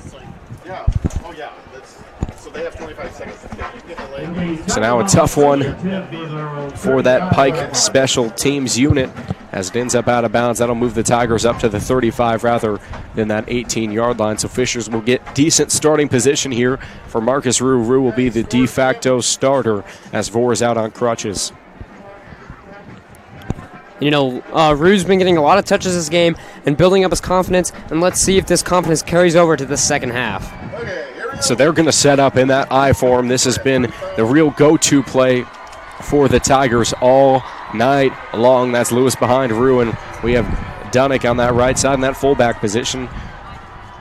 Loading that extra blocking on the right side. It's going to be handoff to Lewis. Lewis takes a little hesitation step before he is ripped up from behind for a couple of yards gain. And that was a great job by Lewis, forcing his way.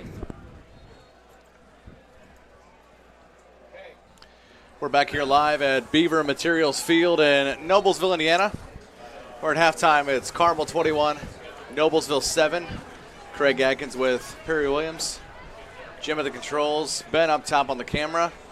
And quite a lengthy halftime tonight, but we've seen a lot. And kind of a topsy-turvy first half, Perry. First quarter, Carmel gets up 14-0. They get up, kind of a tip pick six, if you will. Tip and rib by Tommy Sprays for a 29-yard interception return for a touchdown for a 3-touchdown lead at 21-0. And then Noblesville's defense, they woke up. And there was an interception by Zach Groover.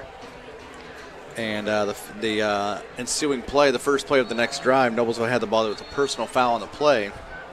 Noblesville had the ball at their own 5. Luke Blevins then darted. He dashed himself down that far sideline, 95 yards, getting Noblesville their first touchdown of the night to make it a 21-7 halftime score. And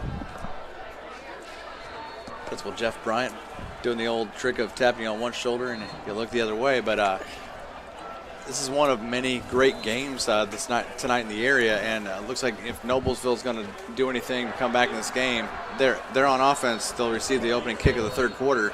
They're going to have to keep doing what they were doing and keep Carmel's offense off the field. Absolutely, but that's the one thing about it is, and I know it bothers Coach Roden, that we got to learn where we can get a better start. We played that second half of the second quarter. We played pretty good football, but up until then, we struggled.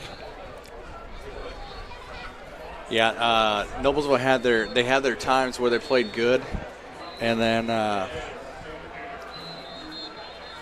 it had to be their defense. Their defense is what has kept them in the ball game at this point. Dr. Niedermeyer back there with her husband watching the ball game tonight. She's giving us a wave, and their defense has gotten them and carried them and kept them in this game. Their offense has to do their part and put some points on the board. And like I said, keep Carmel's offense off of the field. And as we see Will Hampton down there.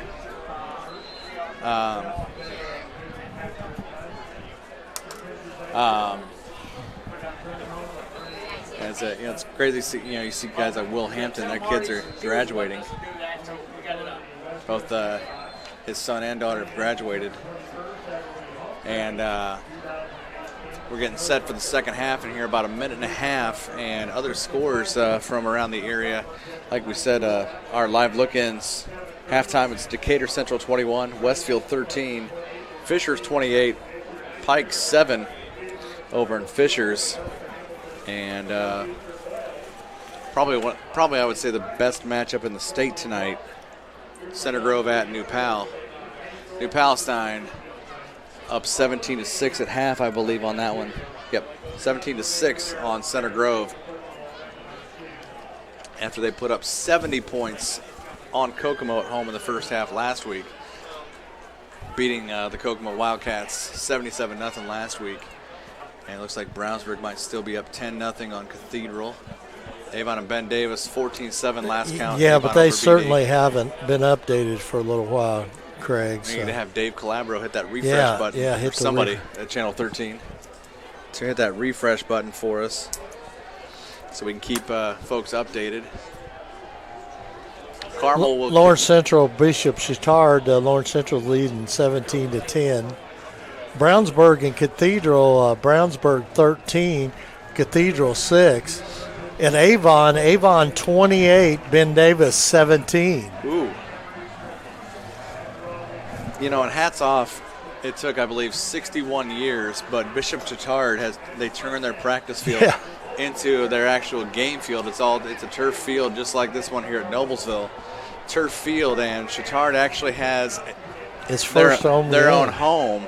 It took 61 years, and former player and now current head coach Rob Doyle, said the community was just ecstatic, and they had to control the players last week before the first game, but they actually can call their field home instead of always on the road. Always on the road like Cathedral.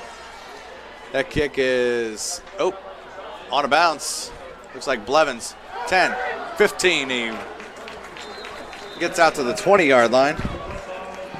Hardest touchback that, quote unquote, that he'll ever have as we get set for the first drive of the second half. 1st and 10 at the 20.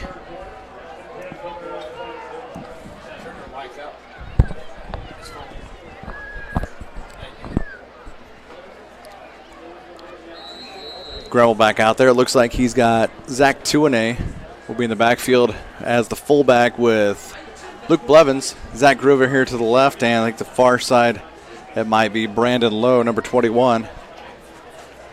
Big front six again. Looks like almost like a dime package. Blevins up the middle. He finds room up to about the 29-yard line. He speed bursts through the Carmel defensive line. Miller's getting a little bit of running game going on. 9 yards on the pickup by Luke Blevins. He had 9 carries for $118 in the first half. A big part of that thanks to that 95-yard touchdown run. That always helps, you know? that'll put your yards per carry. Yeah, to bring it way up, doesn't it? Gremmel, high snap, hands it off to Luke Blevins again. He's keeping those legs rolling up across the 30, near the 35.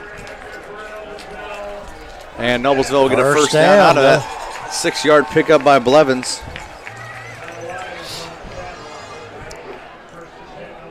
As 2 plays there, 9 and 6 respectively on the carries for Blevins.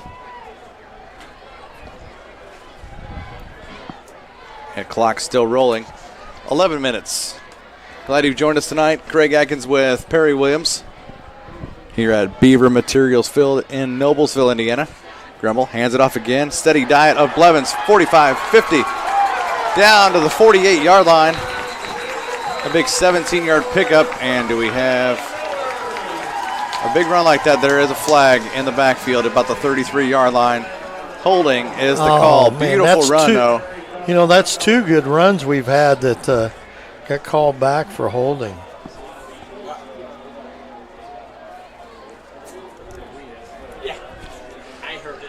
Holding penalty.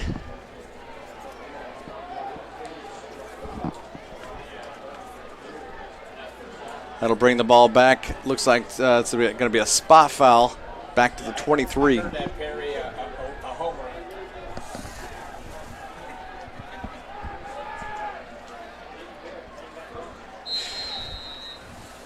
First and 22 now. As an outstanding run brings the ball back. Handoff again to Blevins, and he's finding his way through that defensive line, Perry. Up to about the 31, so a 9-yard pickup there. You know, the one thing about it is Noblesville's blocking up front. I mean, that's a key. It's gotten better. They're finding ways to contain that defensive line. Because that's a great defensive line that Greyhounds have. This might be one of the better they've had in a few years. For a long time, yeah. Handoff again to Blevins. Finds room up near the 34. Picks up a few. Going to be a 3rd down and about 11.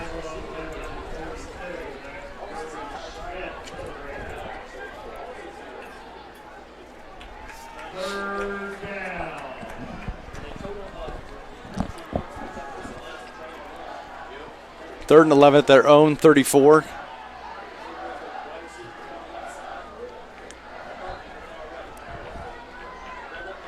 Grimmel. Blevins now gets rolled out and incomplete pass as he almost gets sacked there by number 41, Bo Robbins. Got rid of the ball just in time and just outside the tackles also. Yeah. Bo was coming quickly. Yep, Bo came quickly and went to take down Grant Grimmel. That'll bring on the punt team and Jack Knight.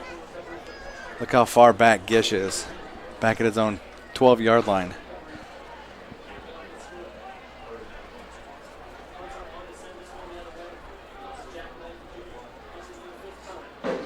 That one looks like it might have been deflected a little bit. Goes out of bounds at about the 47 or 46-yard line of Carmel. Not a good punt by Jack Knight. But I believe what you said there. I think it got deflected a little bit. I think so.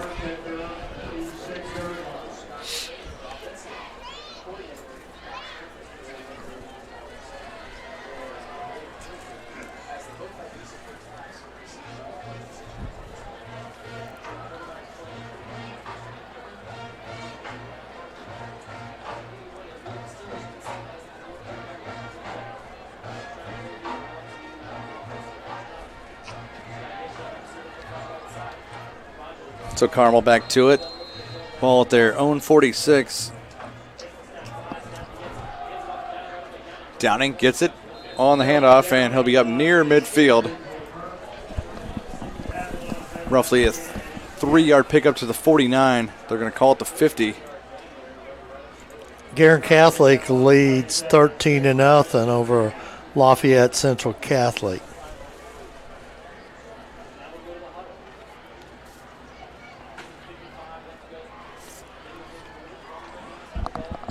First time I think I've seen Carmel go into a huddle all night. Handoff, Downing coming right side now. And met at about the 47-yard line. Brought down at the 46 by 42. Number 42, Kenya Jenkins. He's been all over the field tonight. Yeah, he is. But he moves all over the field, too. He looked like he lined up. Let's see where he's going this time. He lined up on the right side over at the strong side, outside linebacker, and found himself clear over on the left side. Yeah, he just worked himself down that line there. 3rd down and 2 at the Noblesville 46 for Carmel.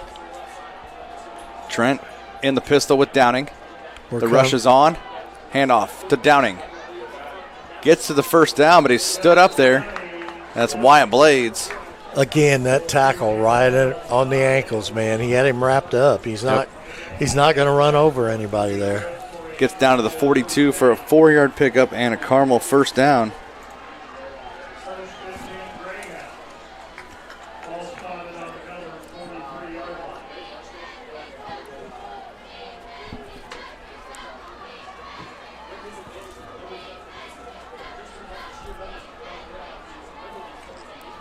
First and 10 for Carmel at the 43 of the Millers.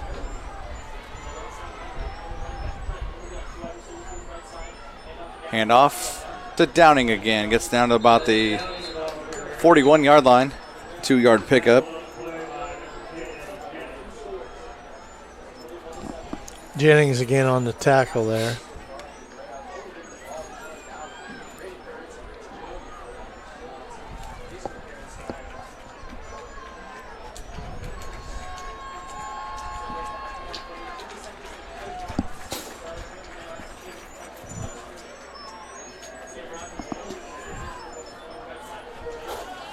Second down and 8. 6:52 left, third quarter. Trent hands it off to Downing, trying to find room to the outside, left side. Gets maybe to the 40 for a 1-yard pickup. I think the near side official probably gave him a little more of a generous spot.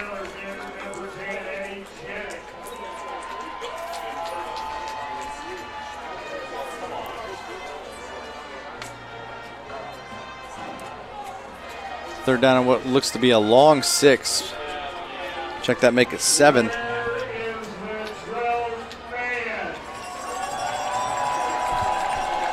Bob Tremaine, the PA announcer, trying to fire the crowd up a little bit.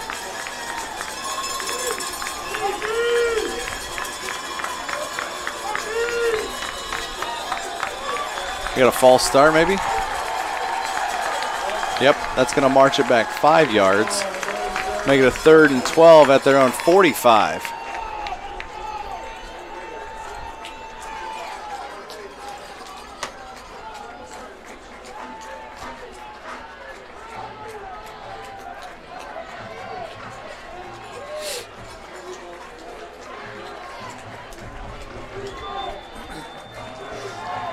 Third and 11 at the 44.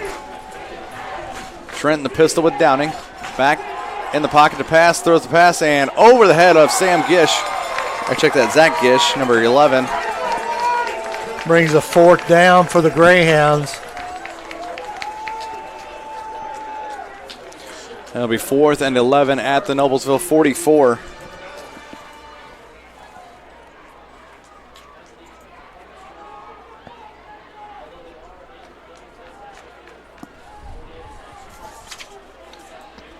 Zach Groover standing back at his own 10-yard line.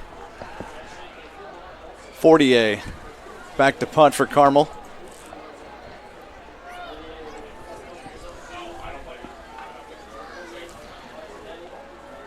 Sends this one spiraling toward the far sideline. That's going to go out of bounds at about the 16-yard line.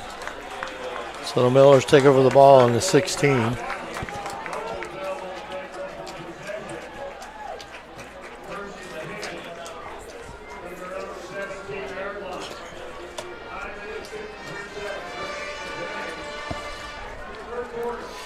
Just past the midway point of the third quarter. Looks like there are 4 minutes left third quarter. Over in Fishers, it's Fishers 28, Pike 7. And Westfield tacking on a score here. They now trail 21, looks like 21-19. Actually, nope, that's going to be marked out. 21-13, and they're knocking on the door of the Hawks over at Westfield.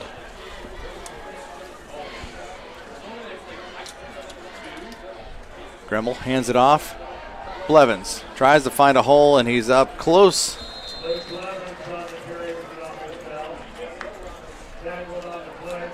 Picks up 3. They'll give him forward progress to the 20-yard line.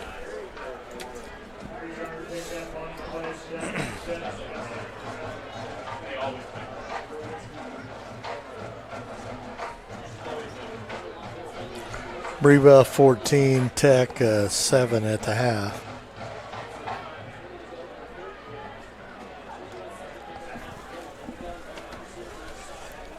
Low snap. Gremmel hands it off, and taken down at about the 13 is Blevins. About a 7-yard loss. I think that was Robbins. Yep, that was.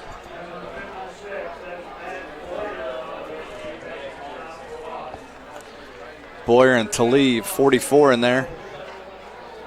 Looks like Noblesville subbing in personnel and out personnel quick.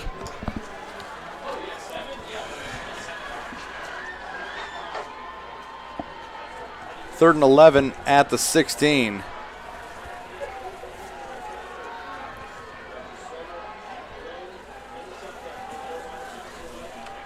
Gremmel.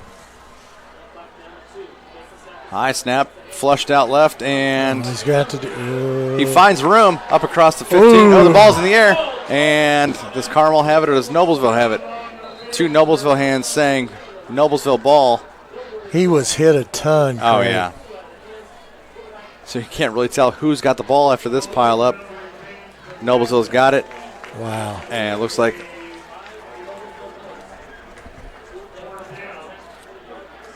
that one might have been recovered by 52, Chris Bostrom. I think they rang Groover's bell on that one. Well, the busiest man in the game is back to punt once again. Jack Knight. He's darn near getting a punt blocked about every time out. 38, 9? Yeah, 38. 39. They calling that the 40. He's stopping right there at the 40. I don't know if he really knows. Because you never can tell if a ball sails out of bounds. Westfield has cut their deficit to 2. 6:48 left third quarter over there at Riverview Health Stadium. Decatur Central 21. Looks like they scored moments ago and the 2-point conversion failed. They trail 21-19 to Decatur Central.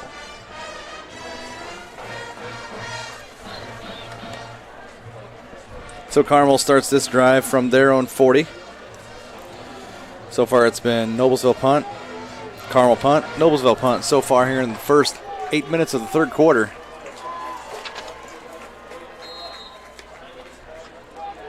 Quigley back in there at quarterback, along with Kamari Hunt. The rush is on, and screen pass out there. Looks like that is number 48. Yeah.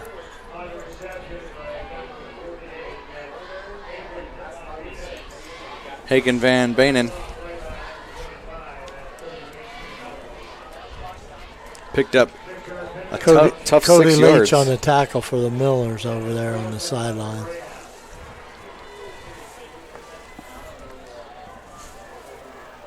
Quigley's first completion. He was 0 for 2 in his 3 drives. Hunt breaks through, and he gets a big first down for the Greyhounds. All the way down to the 42.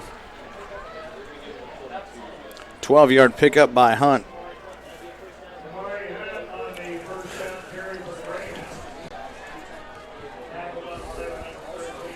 It'll be a first down and 10 for Carmel at the Noblesville 42-yard line.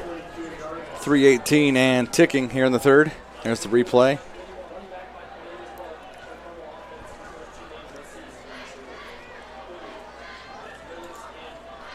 Twins here to the near side. Quigley hands it off. Hunt tripped up in the backfield. Eddie Jenick maybe on the tackle for Noblesville.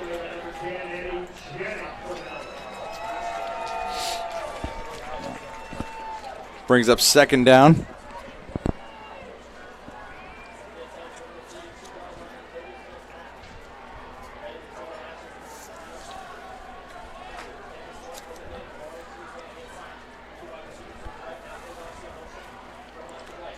Quigley back in the gun. Flushed out. Jenick chasing. Can't get him. And actually, I'm sorry, that was not Jenick. Jenick almost Fumble. tackles it, and is there a fumble? Almost a fumble in midair. I think he grabbed it back, though, didn't he? Quigley gained a tough 6 or 7 yards, though.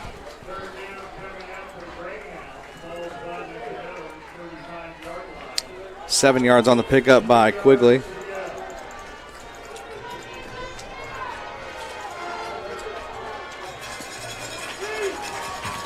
A long 7 yards to get that, and he almost lost the ball at that. 3rd and 3 at the Noblesville 35. $1:40 left here, third quarter. The rush is on, and Quigley gets hit. Pass complete to Sam Rogers as he's knocked out at about the 26-yard line. Ben Davis scores and goes for 2, and it's no good. So Avon's leading 28-23 with 1:17 to play in the third. So that's going to go right down to the wire, I believe. 9-yard pickup there by Sam Rogers. Enough for a Carmel first down.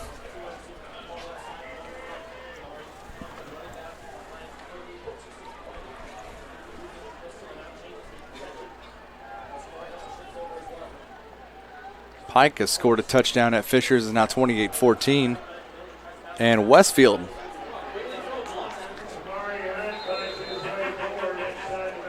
looks like they have tied the ball game up. They get a safety on Decatur Central. It's 21-all.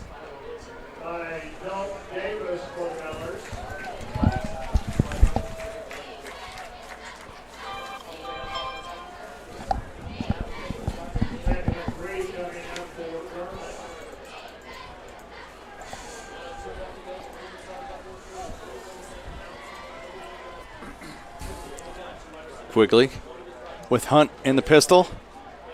Fakes the handoff to Hunt and a screen pass out there to Van Banen, 6'2" tight end and fullback.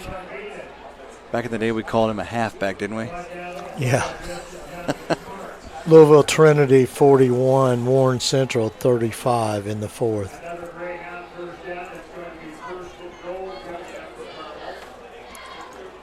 West Lafayette 20, McCutcheon 14.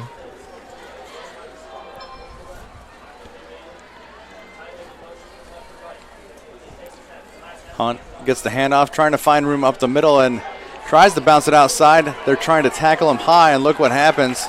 They finally gang tackle him. Led there by number 49, Zach Knoll, but we keep saying you have to tackle low, both he and Downing. Yep.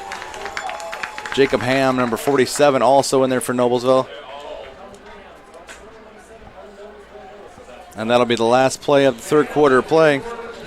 And through 3 quarters, no score through the third quarter. It's 21 for Carmel, 7 for Noblesville as we head to the fourth quarter of play here at Beaver Materials Field. Noblesville Trophies offers a large range of products, including sports trophies, corporate awards, and in-house embroidery. Noblesville Trophies provides you with that same-day service for those last-minute decisions. Contact them at 317-773-7391 or check them out on their website, noblesvilletrophies.com. Community Health is Central Indiana's leader in providing health care services where and when patients need them. With any questions, you can contact Community Health at 317-355-7775 or check them out on their website, ecommunity.com. Church Hiddle and Antrim. Since the establishment of Church Hiddle and Antrim in 1880, our neighbors, community leaders, businesses, school districts have placed their trust in us to solve their most challenging legal issues. We have a rich history of helping our clients when they need it most. Give us a call at 317-773-2190. An update from New Palestine. It's New Pal 17, Center Grove 9, 8:10 left third quarter. I think they had a 7:30 start over there on the east side. All knotted up, 4 minutes left third quarter. Decatur Central and Westfield 21 apiece, and Fishers 28, Pike 14. Just under 2 minutes left there in the third quarter. And our friend Brad Silbert filling in for Wes Sheely, and we hope hope the best for Wes as he's fighting a huge battle.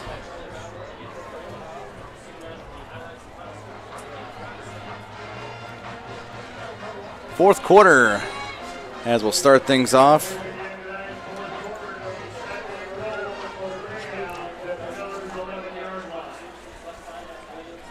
Quigley still in there with Kamari Hunt. Hunt got trying around the corner. Trying to find the corner. He gets knocked out of bounds around the 7-yard line. Picks up 4. Ham on the tackle for the Millers.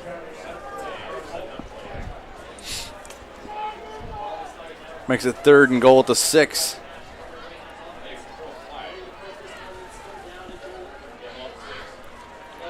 Third and goal here, Craig. They'll bring 2 receivers here to the near side. Tight end to the right. Quigley hands it off. Check that. Nope, he's going up and off the hands. There's a flag in the defensive backfield, though. It might be a pass interference. Off the hands of, I believe that was tight end number 89, or receiver Ryan Macaria. We'll see what the ruling is here.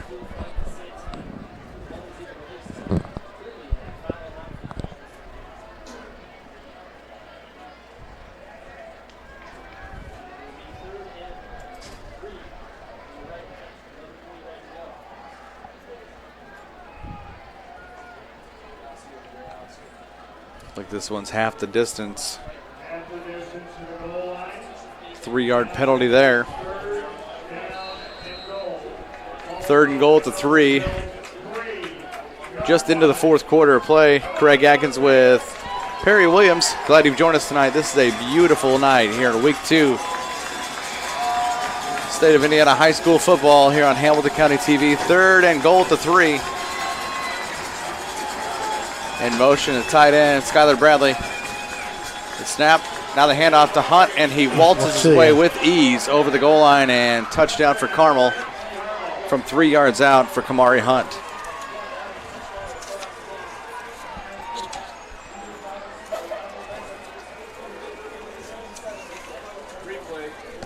Here's a replay on the. He had no trouble as this right side of his offensive line. Watch as he comes.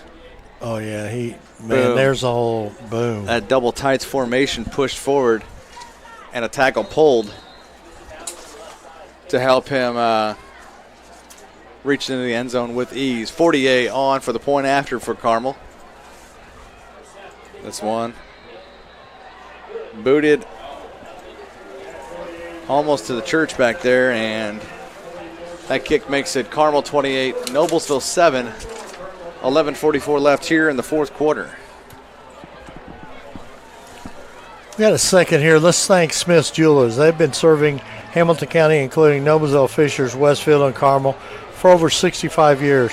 Many jewelry stores have come and gone, yet Smith's remains. If one were to ask how and why, the answer would be our outstanding jewelry selection and customer service. The knowledgeable staff at Smith's Jewelers is eager to give our customers a memorable, positive experience. You can contact them at 317-773-3383.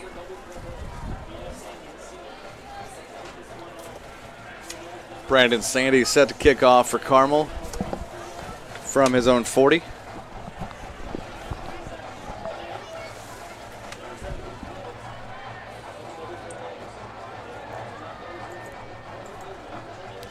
The Panthers score and they lead 28-13 with 3:12 remaining in the 3rd quarter against Hamilton Southeastern.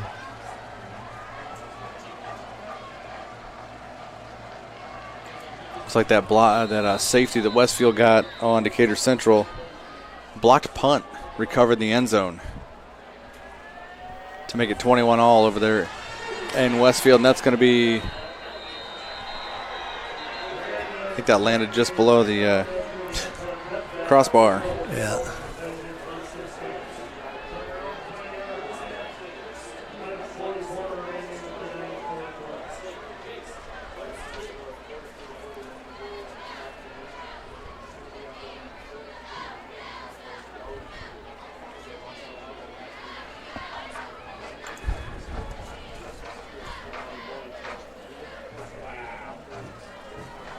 So Noblesville will have the ball once again. 1st and 10 at their own 20.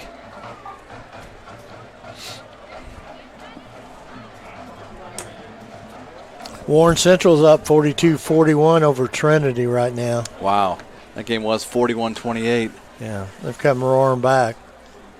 We got some good football teams in Central Indiana, I'm telling you.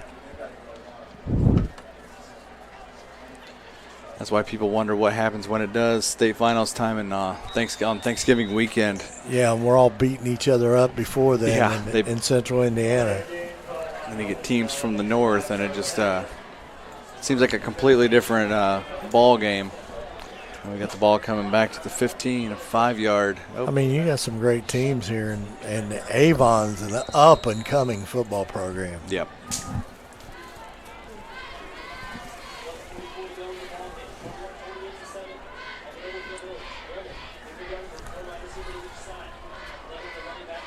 Gremmel. Ball's on the turf, has to take it himself, and he is taken down at about the 12-yard line. So a bad snap. I don't know whether it was a bad snap or he just dropped it. I'm not real sure there.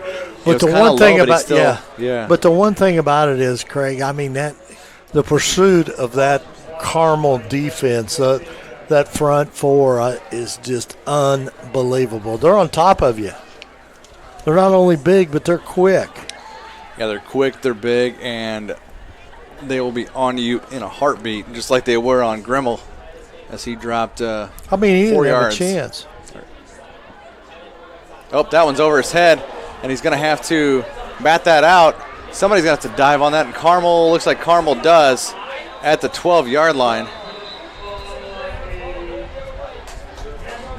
Yep, the Greyhounds come up with it.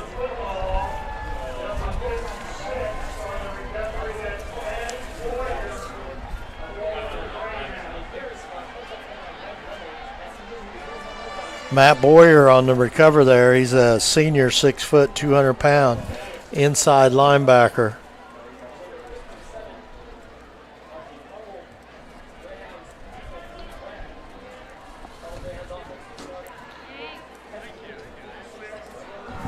So Carmel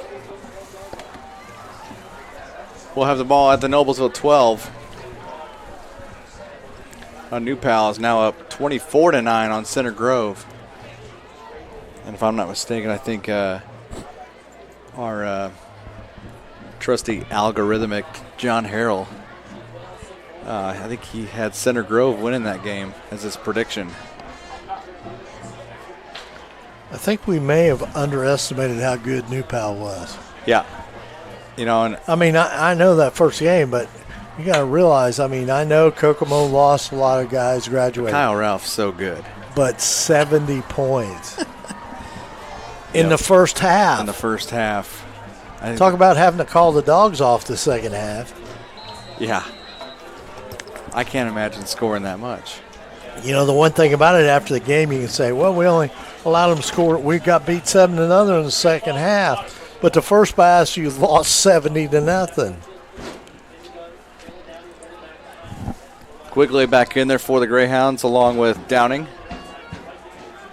He breaks it inside the 10-yard line to about the 8 or 7. Picks up 4 yards, does Downing.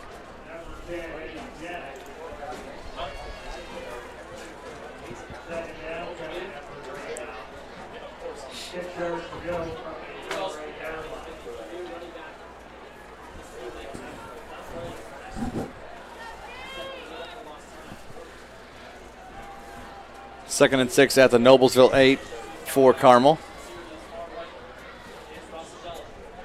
Downing. Quigley fakes the handoff to him. He's going to the end zone and wide easily open. Does it to the tight end, number 86, Rhett Williams, from 8 yards out. There was nobody around him. Here's a replay. Craig, all kinds of time. Trent, I mean, there's no one there. No one. Everyone stayed at home in the box. Yeah. So that puts the 5th touchdown on the board for Carmel.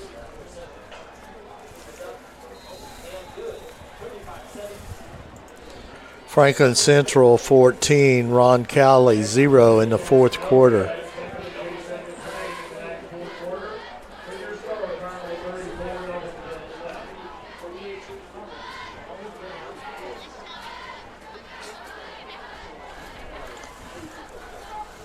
Craig, I believe that Operation Football's got a lot of work to do to keep these scores coming up because, man, we still got halftime scores. I mean, we already updated ourselves. No, because the Avon game is 28-23, and it's been 28-17 at half. Quite a while, yeah. Fisher's now up 31-14 on Pike. 10:04 left in that one over at Fisher's.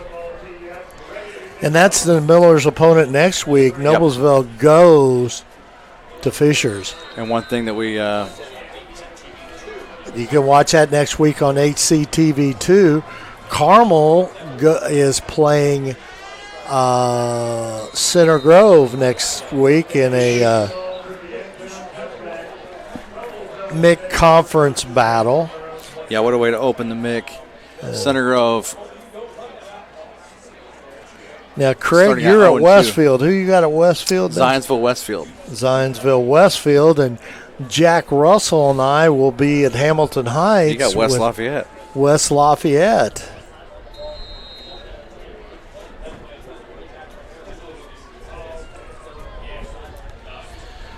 So 1st and 10 for Noblesville. 10:08 left here. Fourth quarter of play.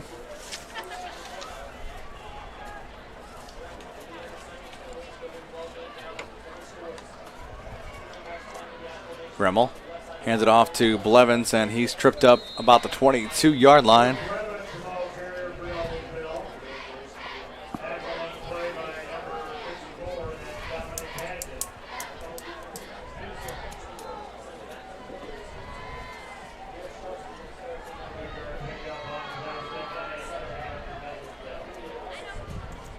Just for the record, if it ends up that way at Warren Central Trinity game, 42-41, that was the same score as last year. Warren Central won 42-41. Going long, Gremmel up the middle, and he's got a receiver, and that is intercepted. Picked off by number 46 of the Greyhounds, Garrett Sharp.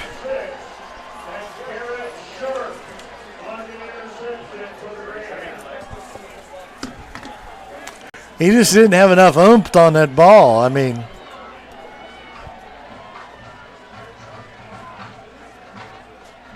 course, there was 3 guys there, and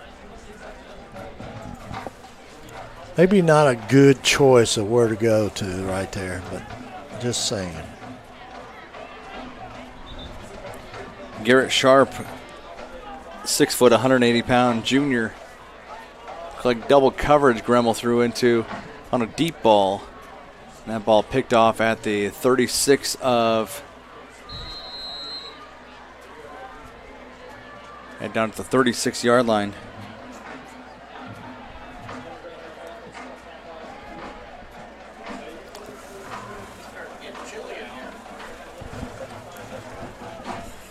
I think they got the air conditioning on and it's cool outside. First play bottled up by Zach Tuane. Looks like Aiden Richardson, 24, also in there. Double D in there also on that tackle. Well, the third quarter was a pretty close, but this is wide open this fourth quarter here. They've put 2 scores on the board.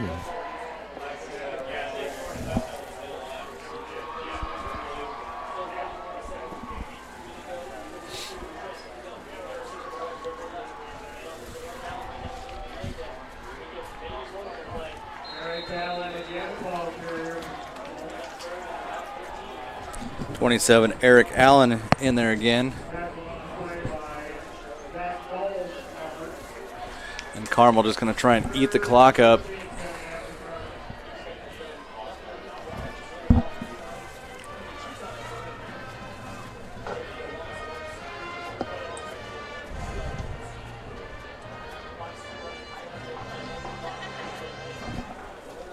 $8:10 left to go here in the game. Miller's down 34-7 over the Carmel Greyhounds.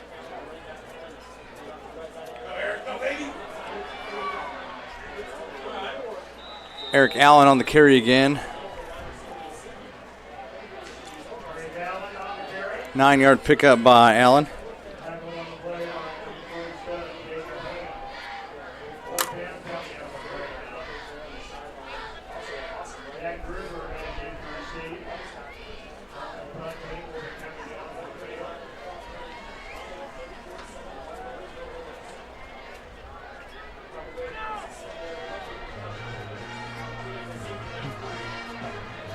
Fourth down and 4, and 48 comes on to punt for Carmel.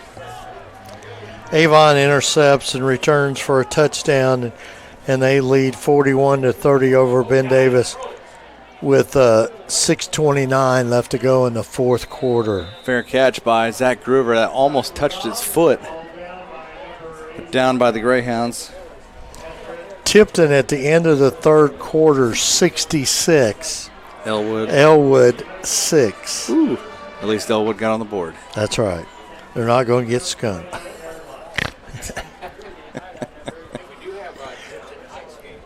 Yeah, that's homecoming for the Huskies. I believe that's week 6. Is that right? Yeah. Yep, next week, busy week.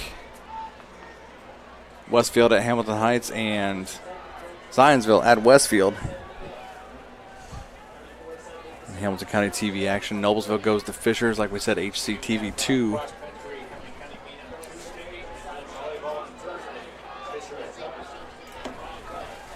Big week. Hamilton County cross-country meet on Tuesday. That ball is picked off again. Is that number 46, Garrett Sharp again? Yep. It is. Wow.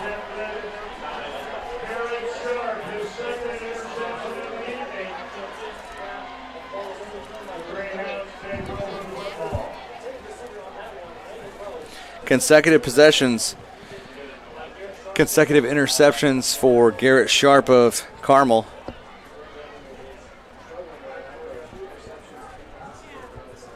And taking a look for Noblesville next week when they go to Fishers. We'll have to look to see who the backup quarterback is from who played the rest of tonight. But I guess John Vore went off and is on crutches, so I'm not sure if it's like a broken leg or what he had going on. But that's a tough one there for Coach Wimmer, but I'm sure he's got the next man up.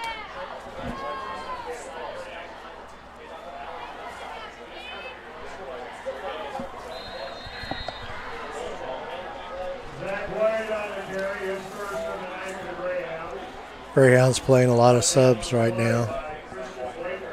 Quiet on the carry there for the Greyhounds.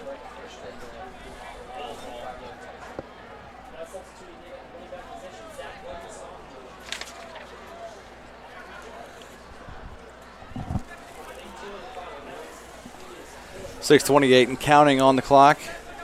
And we're seeing 3 in, 3 out for the Miller defense. Greyhound offense down to the 29 of Noblesville. And Tyler Trent back in there. Handoff once again.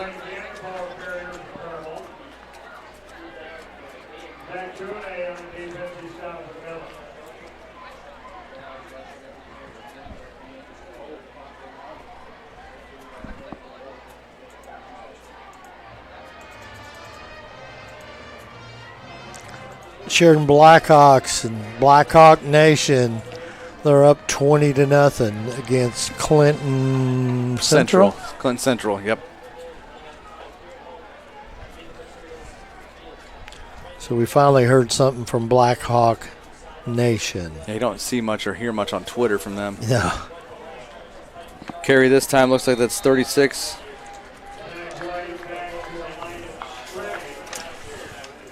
Check that 39, Zach White. And Zach Knoll had to tackle. Zach tackles Zach.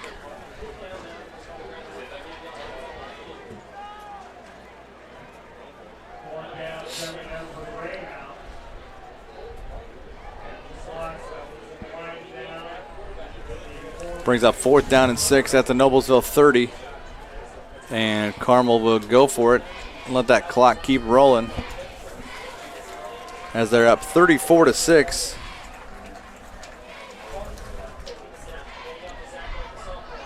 Zach White again finds room, bounces up outside, down inside the 25, down to about the 23. It's going to be close. Picks up 6 or 7. I think he picked up 7 for a first down.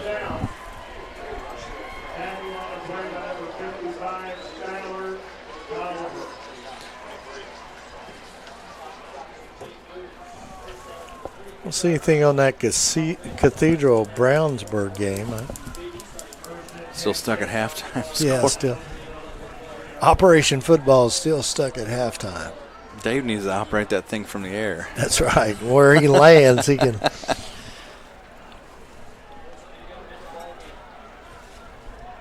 First and 10 at the Noblesville 23. 4:05 and rolling. White again on the carry, inside the 20. Keeps it rolling down to about the 17-yard line, picks up 6. Zach White, just a sophomore, 5'8", 205. No wonder he's so tough to take down, 205. We're under 4 minutes left.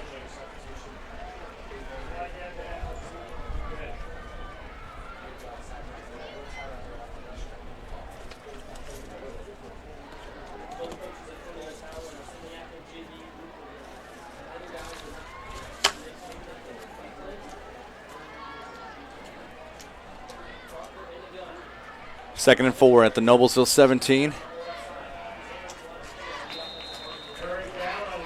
Allen, the ball carrier once again. Looks like he lost a couple.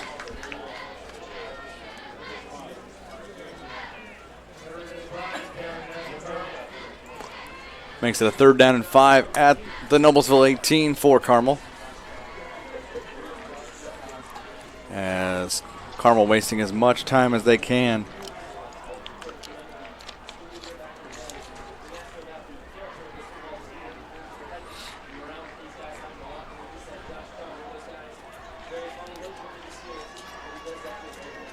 Westfield marching down the field in their game.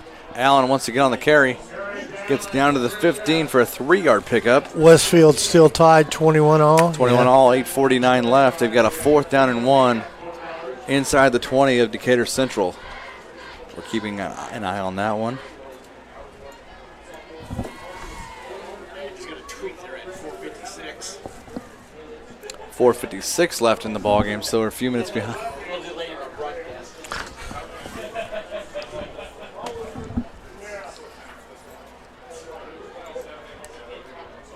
So 4th and 2 at the 15. Carmel having to rush to the line. Oh, he's Eric wide Allen open.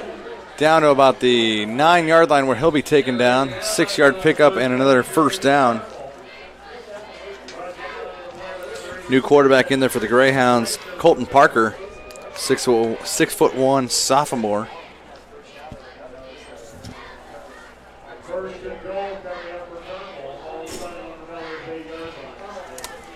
.135 and counting. Carmel going to move to 2-0. Noblesville dropped to 0-2, and it looks like victory formation for Carmel. Carmel will be playing Center Grove next week, That's and huge. Noblesville goes to Fishers. Yep, Noblesville and Fishers. Fishers looks like they're going to get their first W of the season. Carmel will go to Center Grove. Center Grove 0-2 if this score holds up at New Pal tonight. So they're going to be hungry for a win. And what a way to start MIC play for Carmel at Center Grove. Yeah, absolutely. Then on down the road, Carmel in week 4 will host Pike. Then two games in a row, they'll be at Lawrence Central, at North Central, host Ben Davis, at Warren Central, then at Lawrence Central. So the MIC is pretty much, I would say, a mirror image of how they beat each other up just like the Hoosier Crossroads Conference does. 35.1 seconds left. And they're going to let this clock roll. And there will be our final score. Carmel 34, Noblesville 7. And update from Fishers. Fishers 31, Pike 14, 3:07 left. Still got a good one going on at Westfield, don't we? Yep, still actually looked like Westfield was driving. Not sure if they actually looks like Westfield might have turned the ball over on downs. It's Decatur Central. Actually, the clock's wrong.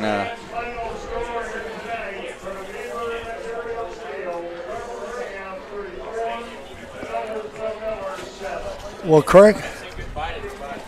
All right, well, this is Perry Williams along with Craig Atkins, and next week Craig will be at Westfield with Victor McCarty, and he'll be doing Westfield Zionsville, and I'll be at Hamilton Heights, West Lafayette with Jack Russell.